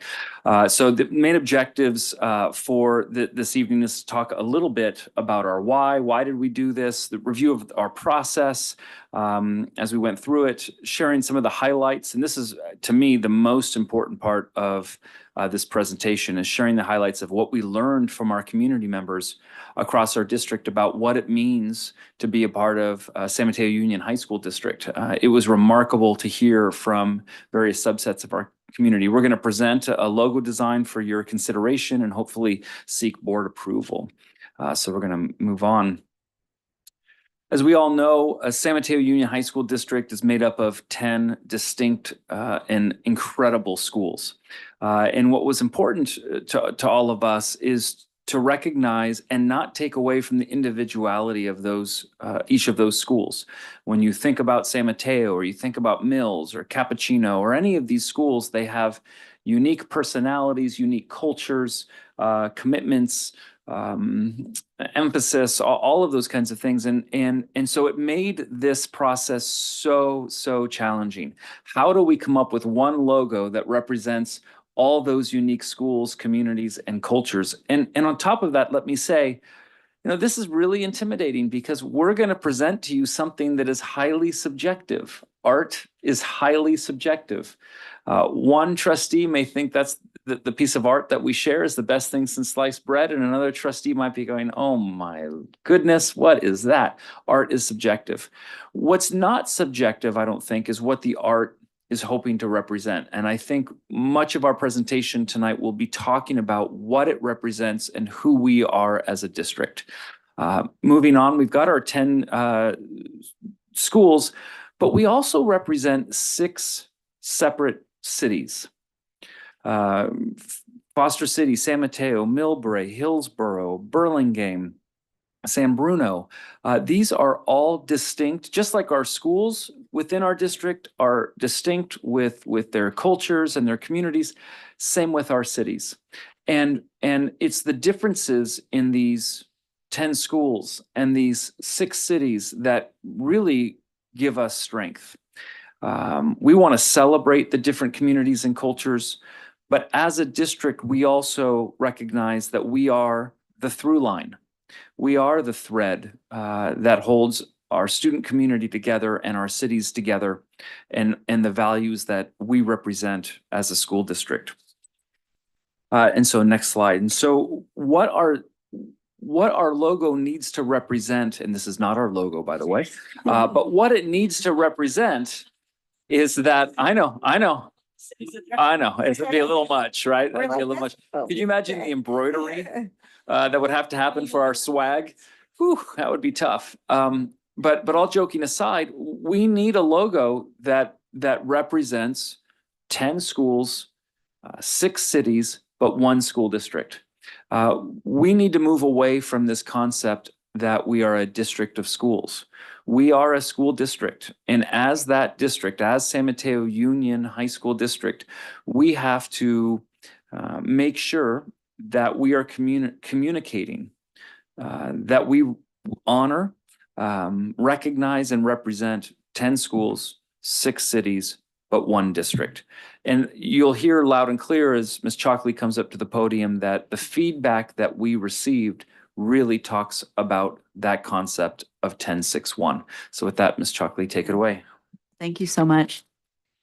I am so excited to be here tonight. It is such an honor to have the opportunity to tell the story of our past 10 months of engaging in creative work, genuine human connection, collaboration with Volair strategic advisors, and creative thinking. Before I dive into the timeline, I really want to take an opportunity to recognize and thank the people who have made this work possible. And I think that's important because I think it's important for the board and the public to know just how many people were involved in this process. So I want to thank Sayer Happich. She's our communication specialist. She's here tonight. And she has been one of my greatest creative partners that I've worked with throughout my entire career. So Sayer, thank you for your collaboration and support through this process. Dulce Hatch is our communications specialist. She's double booked tonight. She's at Cappuccino. But she is a skilled multilingual communicator who encouraged Spanish-speaking families to engage in this process, and she ensured that their voices were heard. So I'm very appreciative. Superintendent Booker, thank you for your support, encouragement, enthusiasm, and creativity throughout this year-long project. Thanks. Thank you so much. Perla Rodriguez is on the line, and she'll be speaking in just a minute, but she is the CEO of Volair Strategic Advisors. And I want to thank Perla for her expertise in guiding our district through this process, through her skillful facilitation of the extensive community input. Young Chi is a graphic designer who, thanks to her artistic expertise, shared her talents to help us illustrate the district's vision. I want to thank the members of our community, our students, family members, and educators who shared their input these past 10 months. And I really want to thank the board for your support and engagement in this work and being part of the process along the way. Everyone around the table was a part of the process at one point or another. So thank you. Okay, so let's dive into the timeline. In July of 2023, the district released a request for proposals for the development of a new logo and branding initiative. We shared the RFP through communications networks and received 10 proposals from firms in California and across and beyond. 5 firms were selected to pitch their proposals, and after 2 rounds of pitch interviews, Superintendent Booker recommended Volair Strategic Advisors for this work. And the board, as you'll remember, you approved the contract in November of 2023. We're so excited to work with Volair. We had an existing relationship working on videography, and we ultimately felt that they had the ability to conduct a really culturally sensitive process and engage multilingual and multicultural community members.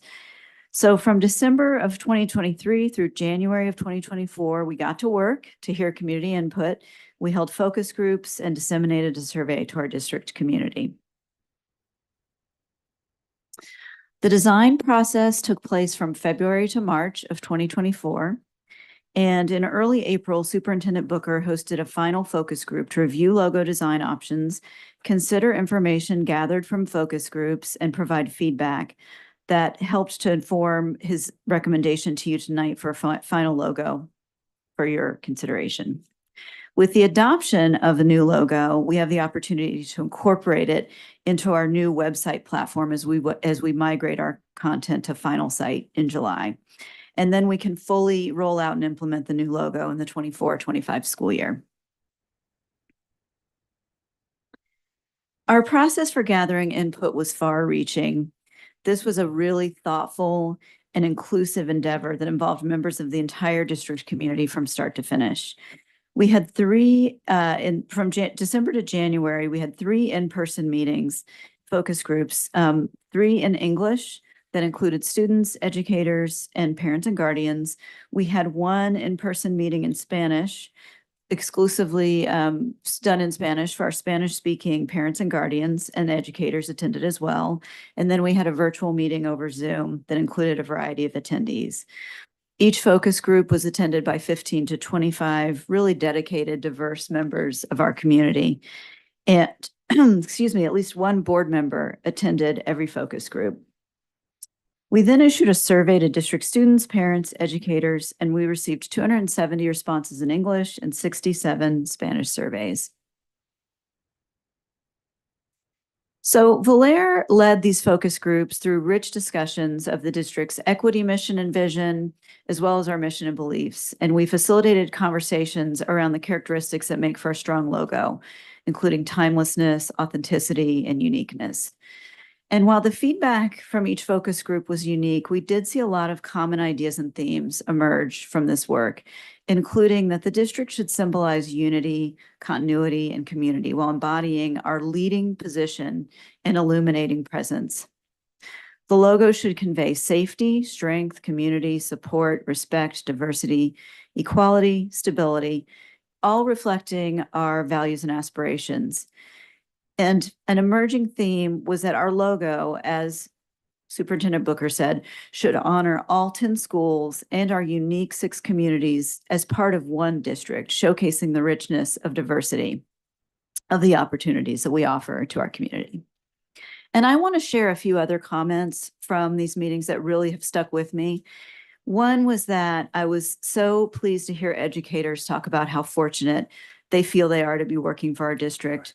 We heard gratitude from parents, students, and educators, all for just being asked to be a part of the process. And then after one meeting, a student said to me, "Miss Chalkley, this meeting was great because I got to talk and I felt heard." And that was just like, I'm going to carry that with me for the rest of my career. It was really, really meaningful. So thank you. So in terms of our survey feedback, it helped to really further affirm the same ideas of community, unity, academic excellence, diversity, and inclusivity. Respondents emphasized the importance of unity, and the community aspect is highlighted as essential for fostering supportive environment. Our high standards of learning emerged over and over, as well as the district's values of diversity and inclusivity, which help to create a welcoming environment that respects individual differences. As a communications professional, this was one of the most heartening projects that I've worked on, to have the opportunity to be in community with so many diverse fellow educators, students, and parents to hear their thoughts on the district as they relate to the development of our new logo. So now I'd like to turn it over to Perla Rodriguez, a Valair Strategic Advisor. So if she could be promoted, that would be excellent. Oh, sorry, there you are, Perla. And Perla is going to share information on the design process, and then she's going to present the new logo designs, which is what I know we're all waiting for. And Perla worked with graphic designer Young, as I mentioned earlier, who has a bachelor's of fine arts from Parsons New School for Design and has over 20 years of graphic design, brand identity, and marketing experience. So thank you so much, Perla. And I'm going to turn it over to you. Thank you. And thank you for this great honor of being able to be here tonight to present the logo. Such an important part of this journey has been getting to know all of you. And I want to echo the thanks and gratitude that has been expressed to all the parents and staff and educators, all of you members of the Board of Trustees, for really investing time into this process. It was really an honor for me to get to know all of your schools and different members of your community. And the process in itself was really rewarding and exciting. And it's such an honor to be here with you tonight. So let's move on to the next slide. Oh, no, let's go one more. I'm sorry, one back. There we go. When we embarked on this process and in all of the focus groups, we just talked about how challenging it would be, to develop something that would be simple, memorable, unique, timeless, versatile, and authentic. And all of us in the focus groups talked about, what could this image be? What could we focus on that would really capture the vision of the district? And again, I love what Superintendent Booker talked about earlier, in that it really had to be something that was all-encompassing, a symbol that would unite the district, the schools, the stakeholders, and the various communities and cities, and something that would really bring people together. So that, this slide really speaks to what we were all working to find, some vision, something that we could all stand behind as a district that could be timeless and with you for many, many years. So if we can continue on to the next slide. For those of you who are new to this process and are hearing about it for the first time, I do want to mention that this logo that we're going to present is one that took, many, many weeks of working together with Young, the superintendent, and all the different groups that we have been talking about. It is the result of going back and forth, looking at different options, and this is the final selection and recommendation. So I want to make sure people really capture that, that it's the culmination of all of that work that was done to date. Next slide, please. And in that theme, I want to talk first about the colors of the logo. There was careful thought put into that as well. The colors in front of you, which are a beautiful yellow gold and a blue. This gold and dark blue, again, they are a nod to the current logo that you have, but a slightly refreshed color. And they're very much unique to the district. And they're not shared by any of the district logos. And as you saw, there are many, many logos in one of the earlier slides. And so we really felt that these two colors, which are bright and cheerful, represent hope and playfulness. They're very classic and grounded, that these colors would really convey a very strong, unique presence. And this is the reason for why they were chosen. So we wanted to make sure we had an opportunity to share that. So with that, as you know, in the focus groups, we did ask people for themes and ideas that could capture all the different themes. And the themes, as you saw, were very consistent through the focus groups and the surveys. And we came up with a concept of a kaleidoscope. If we could move on to the next slide. And, for those of you, I was remembering as a child, my first kaleidoscope. If someone's not familiar with one, it's defined as an optical instrument that consists of many reflections and surfaces and points of view. And we thought that the kaleidoscope really actually would be able to convey a lot of the themes that came through in the focus groups. They represent, an ever-changing kind of organization, which this district is, always looking to strive to be better, and to, explore endless possibilities for students. You can see very unique patterns and characteristics when you look through a kaleidoscope, and every person sees something that's different. And when you look at the kaleidoscope in a different light or in a different environment, you also see that new things are revealed. So there's a lot of rich symbolism in this symbol. And we love that there was a lot of contrast, that it represented all these changing perspectives. And we love the connection to diversity and inclusion that this symbol represented. So that is where that concept came from for us. Next slide. And as we looked more closely at this concept of the kaleidoscope, we really thought that the concept of 10 schools, 6 cities, and 1 district working together as one whole, it really came through this symbol. Again, it represents the dynamic growth of students and ideas, the interdependability of this community, and all the many intersections that exist when you work in this school district. And so this kaleidoscope has movement.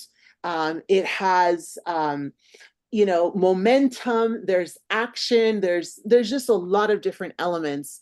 And it's really something that spoke to those of us who were part of the creative process.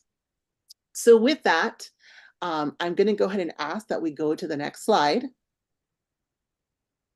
And here's the logo.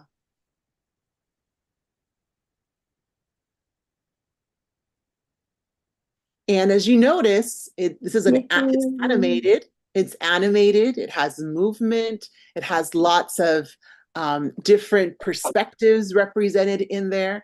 And this animation was developed for, the use of our videography. It can be used in different ways.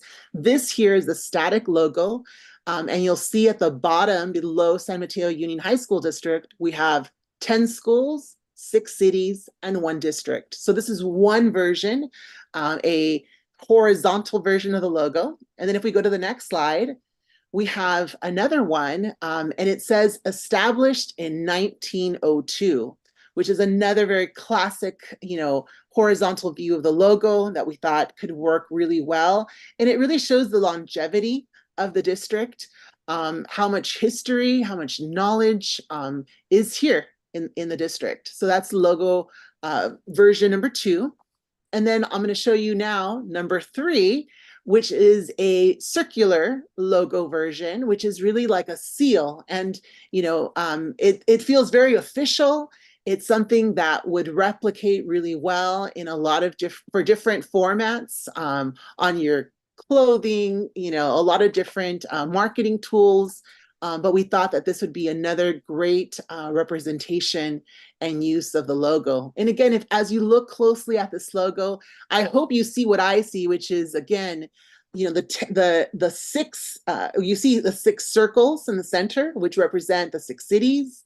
As you look at the center and you see all of these, these intersecting lines and stamen of a flower, you can see your 10 schools being represented. And as you see the outside circle of this logo, that represents the entire community, which is 1 district. And so I hope that as you look at it and you see it, now, later in the future, you'll see different things come to life through it.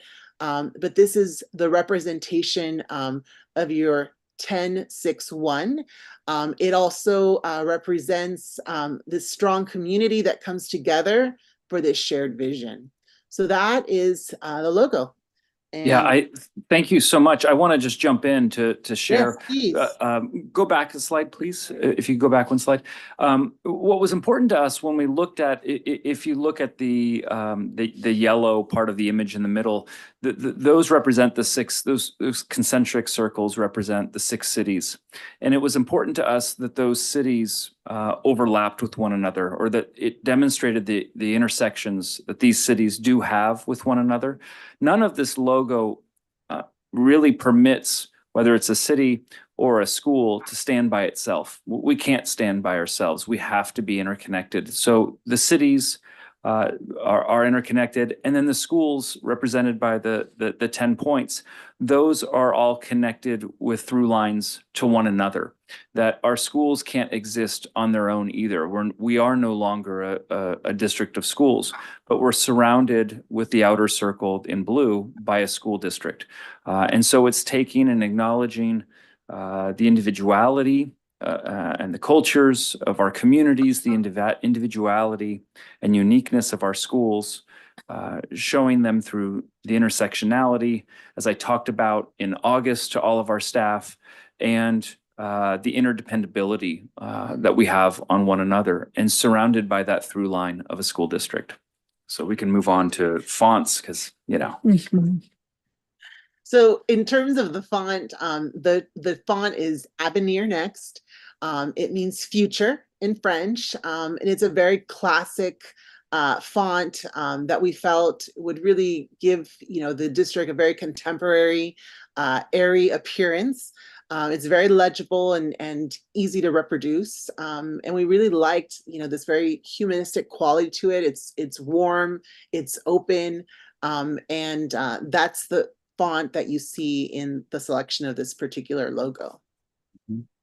All right. And the next slide is, one of the things that we will be working on if the board supports this logo is the style guide. And it would be a document that encompasses, the proper use of the logo, how it's supposed to be used, you know, in a creative sense, how it's supposed to be reproduced. It's something that can be shared all across the organization and with your vendors, any other outside groups that you work with, so that you can maintain a very well presented brand out in the community. So that's one of the things that we will be working on next to assist with the rollout of the logo. So I don't know if anybody has any questions. We are certainly available to answer any questions about any part of this process. So I'd like to open it up to the board. Any questions or comments? No? Nobody? I think Barbara. Trustee Griffin? Boy, you know, I don't know that I can take my old jacket Aw. with my old logo. It's gonna be a collector's item. It already is a collector's item. You know, I do like the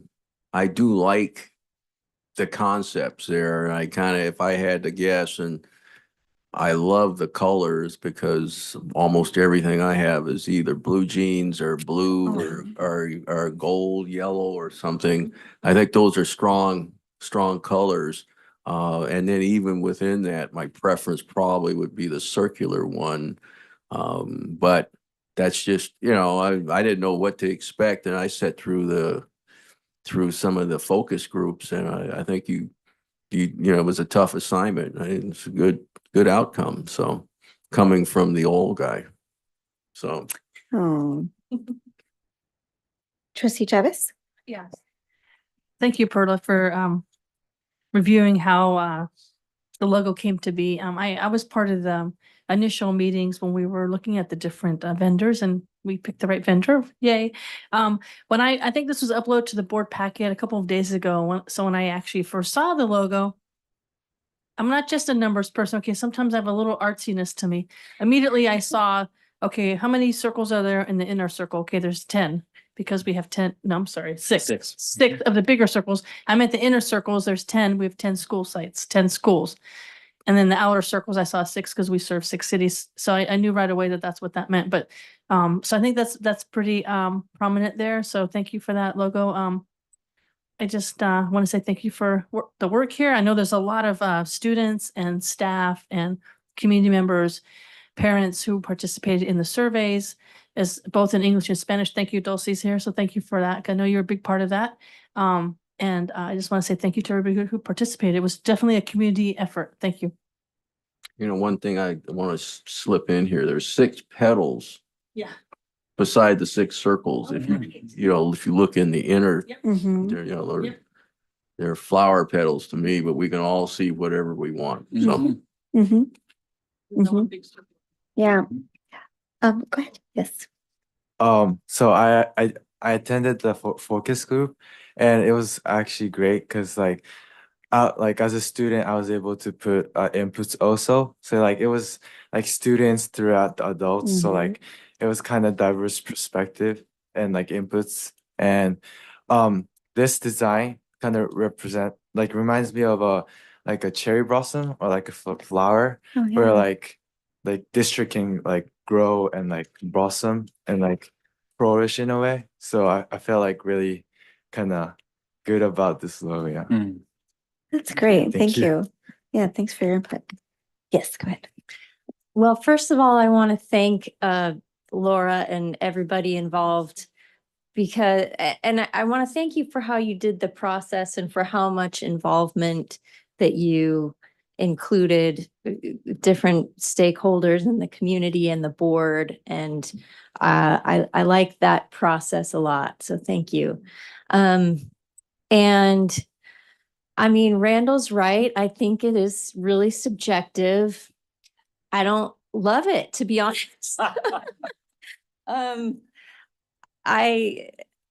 don't love the color palette, but that's okay. And I don't want to be like a Debbie Downer, but I'm just going to say I showed this logo to several different people to ask what it looked like to them. And I got several different answers. Like you said, people see what they want to see. A lot of people saw a flower. some people saw like an atom or a molecule.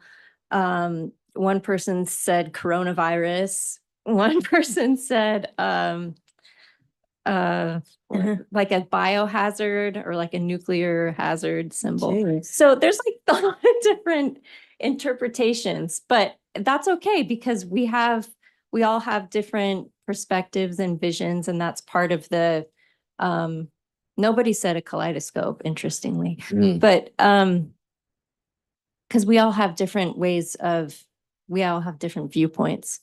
So anyway, I appreciate the work that went into it and the process, and I do really like the font and the overall concept. So thanks. Thank you. Yeah, go ahead. I forgot to thank Miss Laura Chocolate because this is a lot of work. And I thank Dulce because I know you were involved in the Spanish interpretation. I passed through the meeting one time on my way to another meeting and I saw you there helping a lot. So, but Laura, you've done a lot of work on this from the very beginning. So thank you. Well, it's good to disagree. We always agree to disagree, right? So I disagree about the colors. I love the colors, but I do agree about the design. If we were to design something, just the two of us, it would come out so different than this. This looks a little bit like a science class, like a biology, but I know that we're pretty high tech and we're kind of pushing towards biology and everything that goes along with that. So maybe can take that with a grain of salt too. But go ahead. You want to say something? Oh, okay, yeah. So thank you. Well, thank you so much for all your work. Thank you to everybody in the district that took the time to participate. I think this is why it's important to participate. So people, so everybody has a voice, just like Hiroki was saying. And Perla, thank you for your expertise and your staff. Part of the process that was really neat was just to hear everybody's input in how, like what they loved about the district and then translating into what it looks like, right? The brightness, like the cheerfulness of the yellow, I think really exudes just how united we are, how just like how supportive we are of each other. But not only that, but like the positive parts of just how much we like support our students and the futures that we're going into with that. So I don't know, I love it. I think it looks great. I think that the font looks really nice. It's very clean. Even though we all had differences in our opinions and things like that, it was nice to get together with folks that we never really get to interact with and to hear what their input was. So thank you very much. And all the work that went into this. It felt like so long of a process, right? We're like, oh my gosh, not till May or June, we're not going to hear about this, or see the outcome. But here we are. It went by so fast. So thank you. I'm also going to open it up to the public comment. There's somebody on the line that says iPhone. If it's comments, like we're taking only comments on our logo, but if it's comments for something else, then it's not right now. So is it a comment for the logo? You want me to promote in? Yes, please.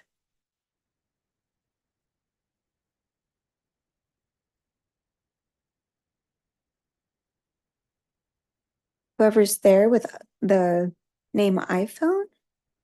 iPhone guests, if you can accept the invitation to promote in.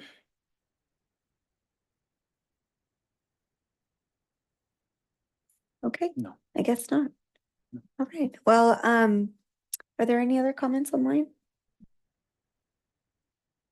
No. Great. Okay. See. So we will need a motion. I have a comment now that you said that. You know, one of the things I thought about, we've had 300-400 people weigh in, and I think it is scheduled for action tonight. And last week I wanted the bridge on the journal cover. I think it would be nice if we got the logo Yeah. on the journal, made the headline just to see what kind of feedback and input that we would get before we adopted it. I mean, it's everybody's going to have a view on this. And I think and we're probably, hopefully the public is not going to change how we view it. But I think it's fair to let the public know, because this is going to be around hopefully hopefully it'll be around as long as this one was. So Yeah. I think that would be, it would be a nice gesture toward the public, that we don't pass it with, 20 people in the room and then, we didn't know about it. And well, how'd you get that? And all of that. So that's a comment. I know it puts it off another meeting. I don't know that we need another item on another agenda on another meeting. Well, we'll also have to see if the staff of Voler is available too, right? If we wait till the next meeting to approve, or Do we need them? I don't know. Yeah, well, I think there's a point of order, so it's on the agenda for the board to approve. You'd have to motion Yeah. to table it, and then we'd have to have a second, and then Right. you'd have to have a majority of the board here to present to say, yes, let's agree to move it. So until if that's the motion you're making, but I have one more comment to make, if that's okay. Go ahead. Yeah. Can we go back to the slide at it could be the first page, the very first page of the deck? I just wanted to say that, I know we don't really laugh at our current logo, but we do say it's outdated, and it is. But I know we've talked about the old logo, the current logo. We've talked about it quite a bit, and we've always mentioned that this is hand drawn. So no shape or form are we really laughing at the old logo, because it took somebody a lot of time and effort to hand draw this and create this logo, and because it's so good, we've used it for, I don't know, 50 years, 30 years, however long we've used it for. So I want to acknowledge that it was a good logo, and it served its time for way past the time probably. So it is time to move on to new logo. And I know we acknowledged Lucy back there being her last board meeting, but Lucy actually searched up, I'm putting her on the spot. Lucy actually searched up that computer and told us, did you say it's from the 80s? 82 or 80, 84, 1984. So it's really time to move on to the logo. So I just wanted to acknowledge whoever drew this many years ago. They did a fantastic job at that time, because I think it's to be hand drawn and to be used for this many years. So, but I do want to say that we are definitely ready for a new logo. So I'll finish my comment there. So thank you. So to clarify, were you making a motion? I was making a comment. Okay, thank you. Okay, Also noting that Trustee Land isn't here, right. That's true. We have a form, so we can vote on it whatever you want. Yeah, but You wanna I'm make a saying motion? is a vote, I'm just saying about the vote, not about whether we have a legal quorum. Mhm. Oh, So True. Okay, so let's see. I need a motion to either, Approve or to. approve or push this to the next meeting. Mhm. Someone like to make a motion? A microphone. I'll move to hold off. Okay. Is there we'll table it for. for next week Okay. or in 2 weeks? The Okay. June 6th meeting. Is there a second? Okay, I'll second it, but it's not gonna do any good unless we get it widely publicized and distributed. I mean, That's true. that was the part that was kind of getting as much input now that we've seen it. And, I like the fact it was in a top secret envelope on our but places. it was also attached to the agenda publicly. I saw that 2 days yes, ago. yeah, I so- didn't even think about Yeah, that. I saw it. I Yeah. looked 2 days ago, but I just wanted to make a comment if I could Yeah. that, staff was prepared to have us vote on this Yeah. tonight. And so a lot of times we don't have 5 board members. So I was absent one time. You've been absent. We don't really True. hold off on voting on something because we're missing one trustee. So, But that's just my yeah. comment, and so I just wanted to put that comment out there. Well, and to clarify as well, so what would be the outcome? Like, okay, so, we hold off to the next meeting, but what is the purpose? Like, if people are going to see it, but we can't change it. So We've would had be over the 300 purpose of survey waiting? responses and we've had a lot of focus groups. So it's up to Trustee Griffin to explain. I would like to hear wide public comment. See if there is no comment. And I'm very much in favor of it, although we don't know which one we're in favor of. Well, we're not voting on any of the three. We're voting on all of it. Yeah, so I want to clarify that. So this is why we use this last slide right here. If the board were to make a motion and second to approve this tonight, you'd be approving everything on this slide. So the color codes, color concepts, the typeface font, and the 3 different logos to be used on, district advertisements, district media, all of that. That would, in a sense, be the majority of the style guide. Okay. I mean, and I don't, it's not I'm not disagreeable with it. I very much would like to vote in favor of it. I just would like to say that okay, how many people have heard about it? Will there be a lot of comments or not? If there are no comments, we have a vote. I mean, one of the things we can do is we can take this presentation, takes this slide, take these logos.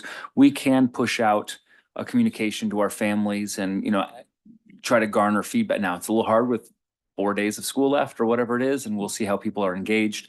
I can't speak for whether or not it would be published in the Daily Journal or any of those things, but what control we do have over is our ability to push it out and seek feedback in preparation for a June 6th board meeting. We could present that feedback. I don't know if it would garner wide public comment, but we can certainly try. But to clarify, what would be say we did get a lot of feedback. So what would the feedback, Exactly. what would we do with the feedback? Exactly. Is it to change the logo? Is it to just know what people think, period? Is it to I guess that's where I don't understand. What decisions What we is made from the- that new feedback? Because you've Right. already had multiple survey results come in, 300, and you've had 4 or 5 in-person, not studies, I think, what's the word? Focus groups, Yeah. right? So Yeah. if you pushed it out and you got half the people that said they don't like it and half the people said they do, would you revamp it and start all over again? I don't know if that's whatever I'd like to hear the rest of your thought, Trustee Griffin. I don't know what they would say. I don't Right. know that I don't know that it would change my vote. Right.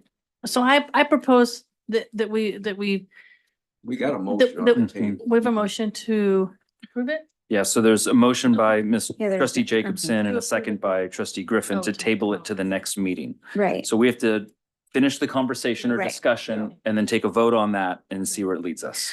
Well, I'll just, Go ahead. I was just gonna say one more thing. As we're talking about this, I'm thinking, when someone's expecting a baby, a lot of times they'll, what are you thinking about naming the baby? And if you tell them what you're thinking about naming the baby, then they'll have a whole lot of things to say about it.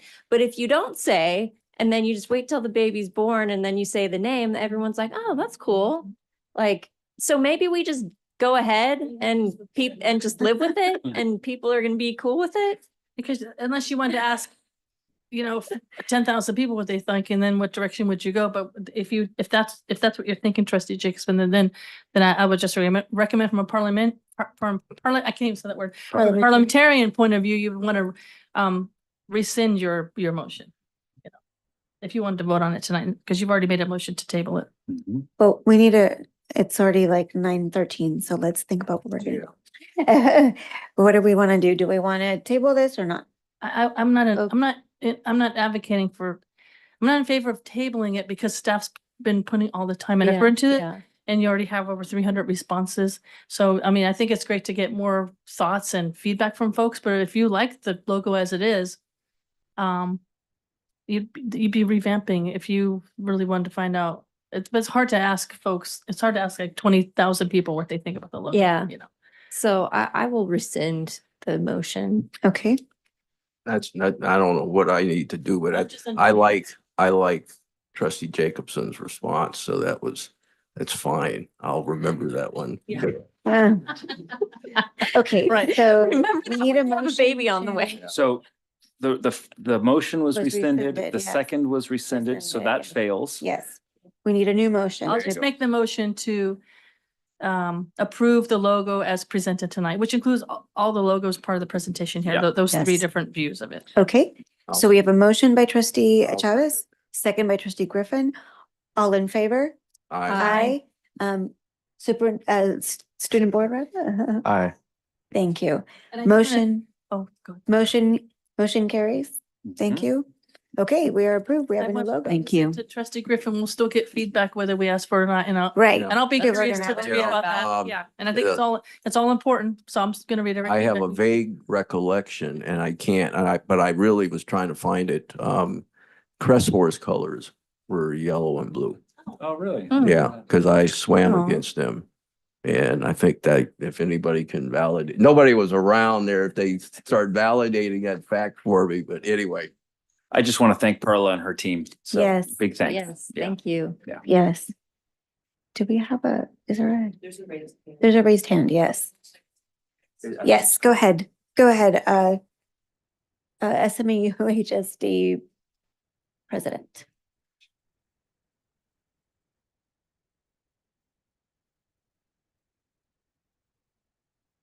Craig, are you on the line?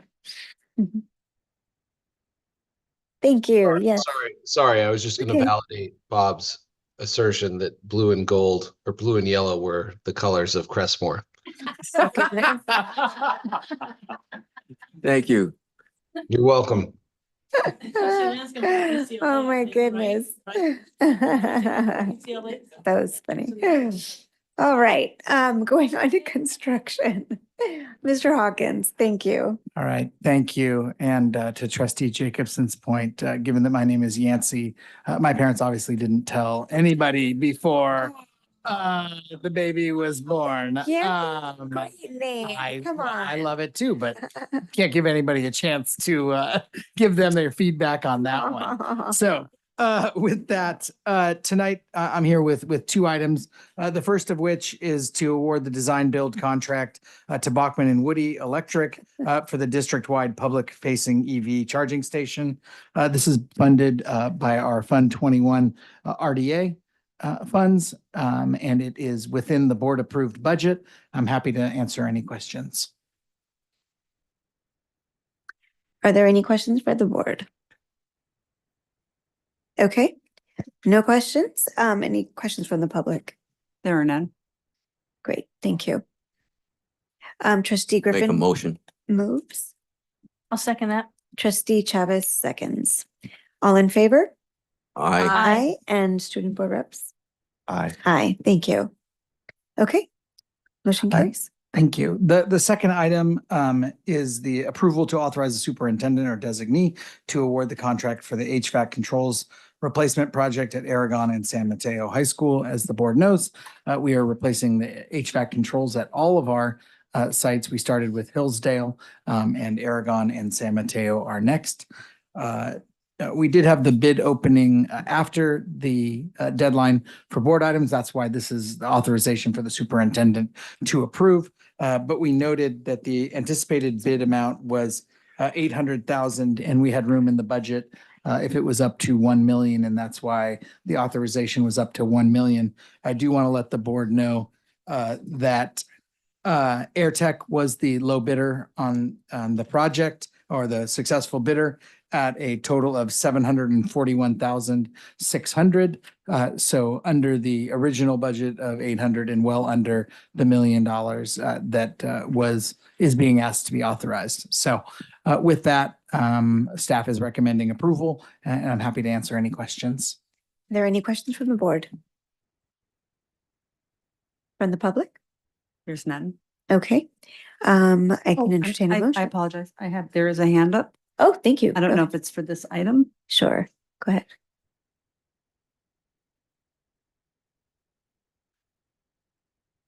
Juan Carlos?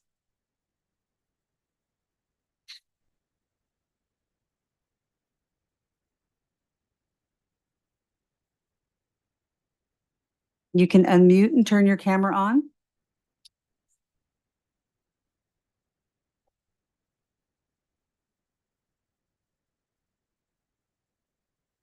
Right, go ahead.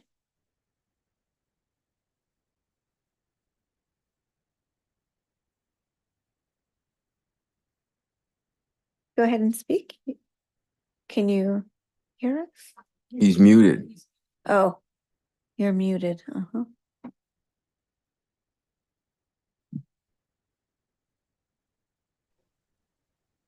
Hola, Hola, buenas tardes. Ajá. quería dar mi opinión sobre la teacher Erika. Ay, disculpe, pero ya terminamos esa parte de la reunión. Es muy tarde. Era más Ok, temprano. Ok. Si quiere, por favor, mándenos un correo electrónico y así ok, nosotros le podemos responder. ok, muchas gracias. Gracias.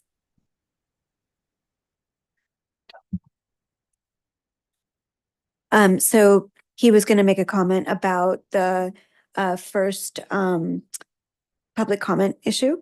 And I had explained to him that we were finished with that, but that he could send an email. Mhm. Thank you. Okay, I'm looking for a motion. I move to approve. Okay, motion by trustee Jacobson, I'll second that. second by trustee Chavez. All in favor? Aye. Aye. Great, motion carries. Thank you. All right. Okay, thank you. Division of Human Resources. Okay, the first two are consent items. We have the personnel actions and the student transfers to the San Mateo Adult Career and Education. Great, thank you. Do we have any comments or questions from the board? Okay, anything from the public? There's none. All right, I'd like to entertain a motion. Move adoption. Okay, motion by trustee Griffin, I'll second. second by trustee Jacobson. All in favor? Aye. Aye, thank you. Okay, go ahead. Okay, the first agenda item is the personnel actions addendum, and we do have one recognition. Jonathan Durnan, an instructional assistant at Hillsville High School, is retiring on May 30th after 11 years and 4 months in the district. Thank you. Are there any questions or comments from the board? No? Anything from the public? There's none. None? Thank you. I'd like a motion. I move to approve the addendum. Okay, we have a motion by trustee Jacobson, I'll second that. second by trustee Chavez. All in favor? Aye. Aye. Thank you. Okay, motion carries. The next item is the contracts and compensation for the two non-represented administrators that were here earlier. We need to read out the specifics of their compensation. Yes, thank you. The following are the 2024-25 compensation terms for the newly hired principal of Aragon High School and assistant director of special education.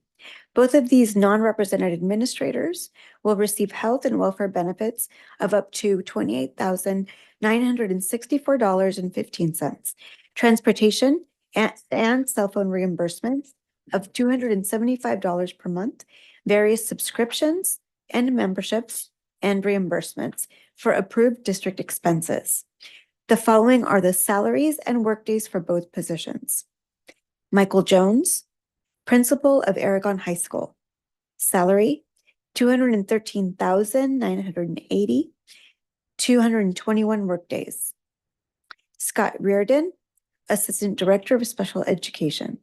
Salary, $177,666. 766, 221 workdays. Are there any questions or comments from the board? The public? There are none. Thank you. I would like a motion to approve this. I move to approve the contracts. Okay, motion by trustee Jacobson, I second that. second by trustee Chavez. All in favor? Aye. Aye. Thank you. Okay, the next item is our job description for the senior matriculation advisor. This is a position that helps seniors with the FAFSA process and college matriculation. We're changing it from a hourly rate to a stipend rate and recommend approval. Okay, are there any questions or comments from the board? Anything from the public? There's none. Thank you. Okay, I'd like a motion. I move to approve. We have a motion by trustee Jacobson, I second that.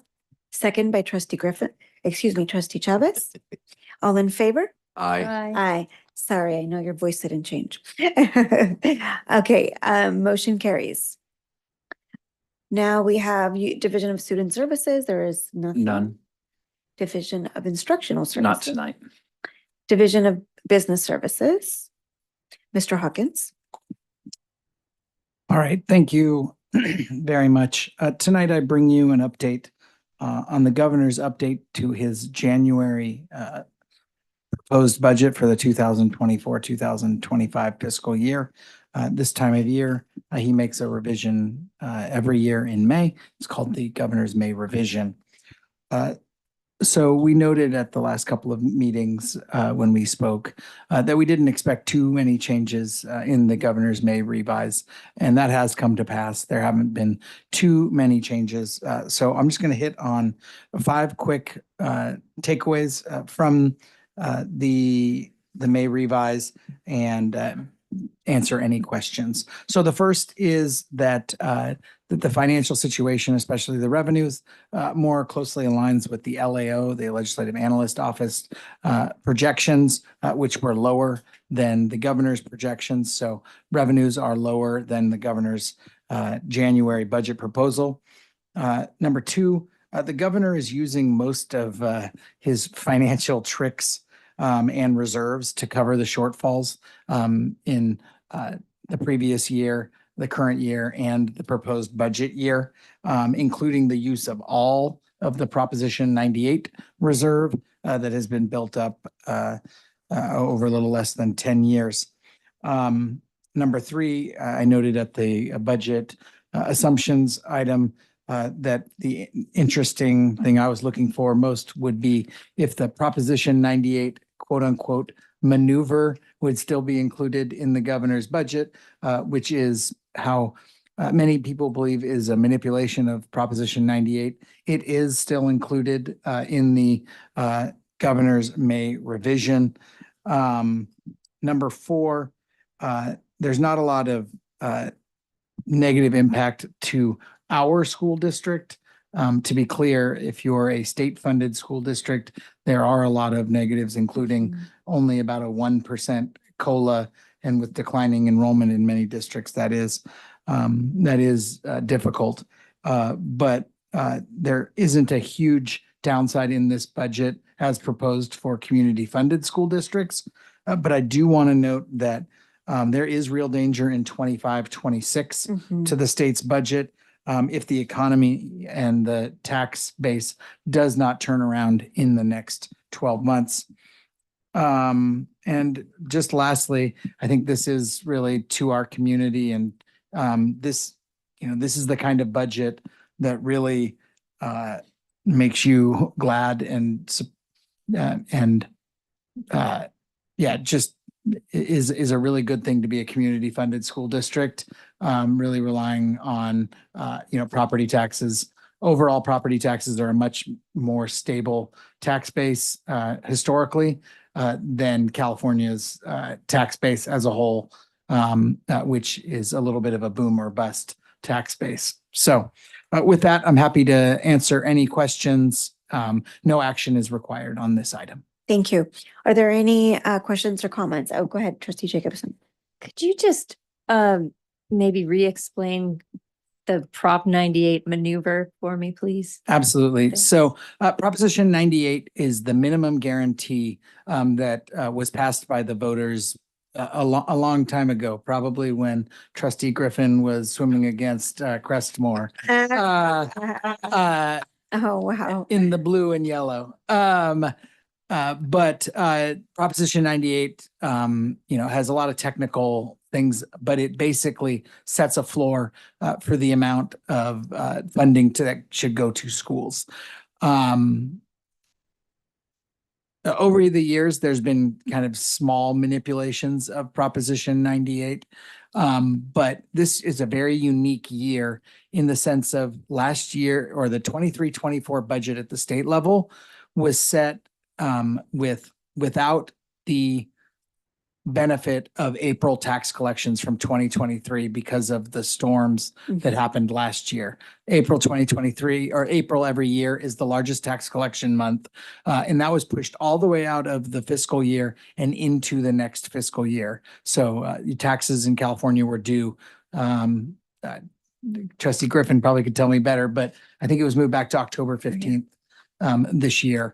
And so when those taxes finally did come in, they were significantly less than what the projection was and what the adopted budget of the state was based on. And so how Prop 98 would have worked was the Prop 98 guarantee for 23-24 would have been much lower if they had known about those lower tax amounts. But the budget had already been passed, the money had been sent out, and it's very difficult to pull the money back once that is. Every year, once the Prop 98 guarantee is set, that minimum guarantee is set, that sets the floor as we move forward. And so this fiscal year, 23-24, the state over allocated Proposition 98 significantly. So if it doesn't take back some of that money, next year, the floor will be set at the 23-24 level and then adjusted on how Proposition 98 worked. One of the positive things in the last few years as revenue has come in is the state has given out a lot of one-time money. I was just talking to Dr. Kemke about this, and she was noting, some of the trials and tribulations of some of that one-time money. But the upside of the state giving that one-time money was there's a big chunk of money that was sent out as one-time money. And so the ongoing money that the state is proposing to provide in 2024-25 actually is the 23-24 base amount minus that one-time money plus a 1% COLA. Now, if the governor is proposing to use manipulations to reset down the Proposition 98 guarantee. So basically saying, and this is a very high level thing, you know what, 23-24 allocation, that didn't really happen. Really through some manipulation, I'm going to lower the Proposition 98 guarantee and then move forward. The only other option the governor would have would be the two other options would be to literally take the money back from schools, which obviously schools don't want, or two, they could suspend Proposition 98. But there's all kinds of political issues with that and other things and financial requirements. So ultimately, in terms of us as a community funded school district, this doesn't have a huge impact on us, but our state funded partners, it does. It has a significant, because if they pulled that money back, they would have to pull back a significant amount of money. So the California School Boards Association, CTA, lots of groups are very much against this because they basically believe if you allow this kind of manipulation of Proposition 98, then it's really not a guarantee at all. Now, the one last thing I will say is ultimately they're doing, the governor probably would say is we're doing the wrong thing for the right reason. And it's really to avoid having to take back money from schools. I think that is his at least stated goal and his, but we'll see. And sorry, I know that was a long way around and a pretty boring topic, but I appreciate you asking about it. Oh, in the past though, haven't they deficited the Prop 98 guarantee to carry it over because they didn't have the money in the budget to really fund it in that particular year? Yeah, but they took action to suspend Proposition 98. And then technically that requires a payback that, they starts the had clock. to carry it over. Exactly. And so they don't want to, since what they're trying to say is, well, we never should have given you the money in the first place because it wasn't really there, but we did. So we don't want to be taxed, or however you want to call that, have to pay that back.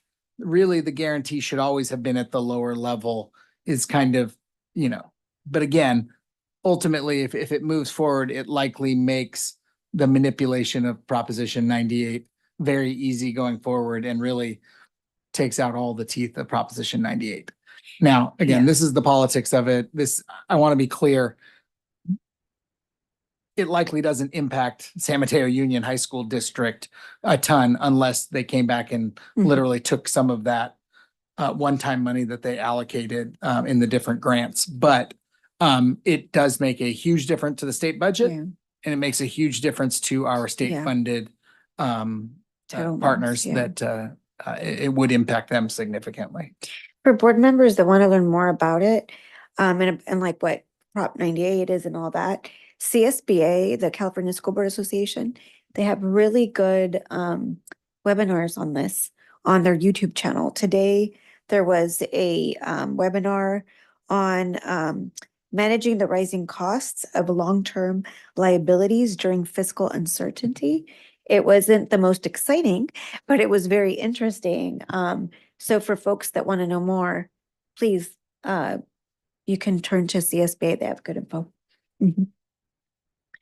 Okay, well, are there any other questions or You know, one comments? thing is getting kind of late, but I thought I read in there that that the budget adjustments included things like deferring things like payroll from the end of the year to the first day of the following year, which is, not prescribed good practices, but No, Trustee Griffin, the state allows itself, I noted tricks, and that is exactly what you're talking about. Yeah, they will delay payments to schools by 1 day from June 30th to July 1st.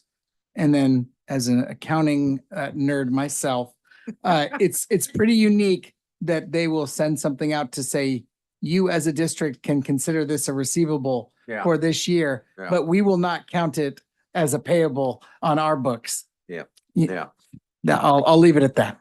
Yeah, and I think one of the issues too is when people don't understand how all of this school funding works in the state, and how it affects our schools.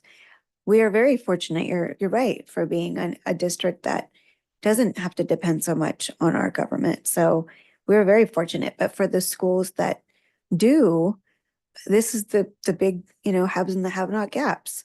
And so, yeah, it's really important for people to really educate themselves on what's happening here, and why the schools are the way they are in terms of finances. So it's good.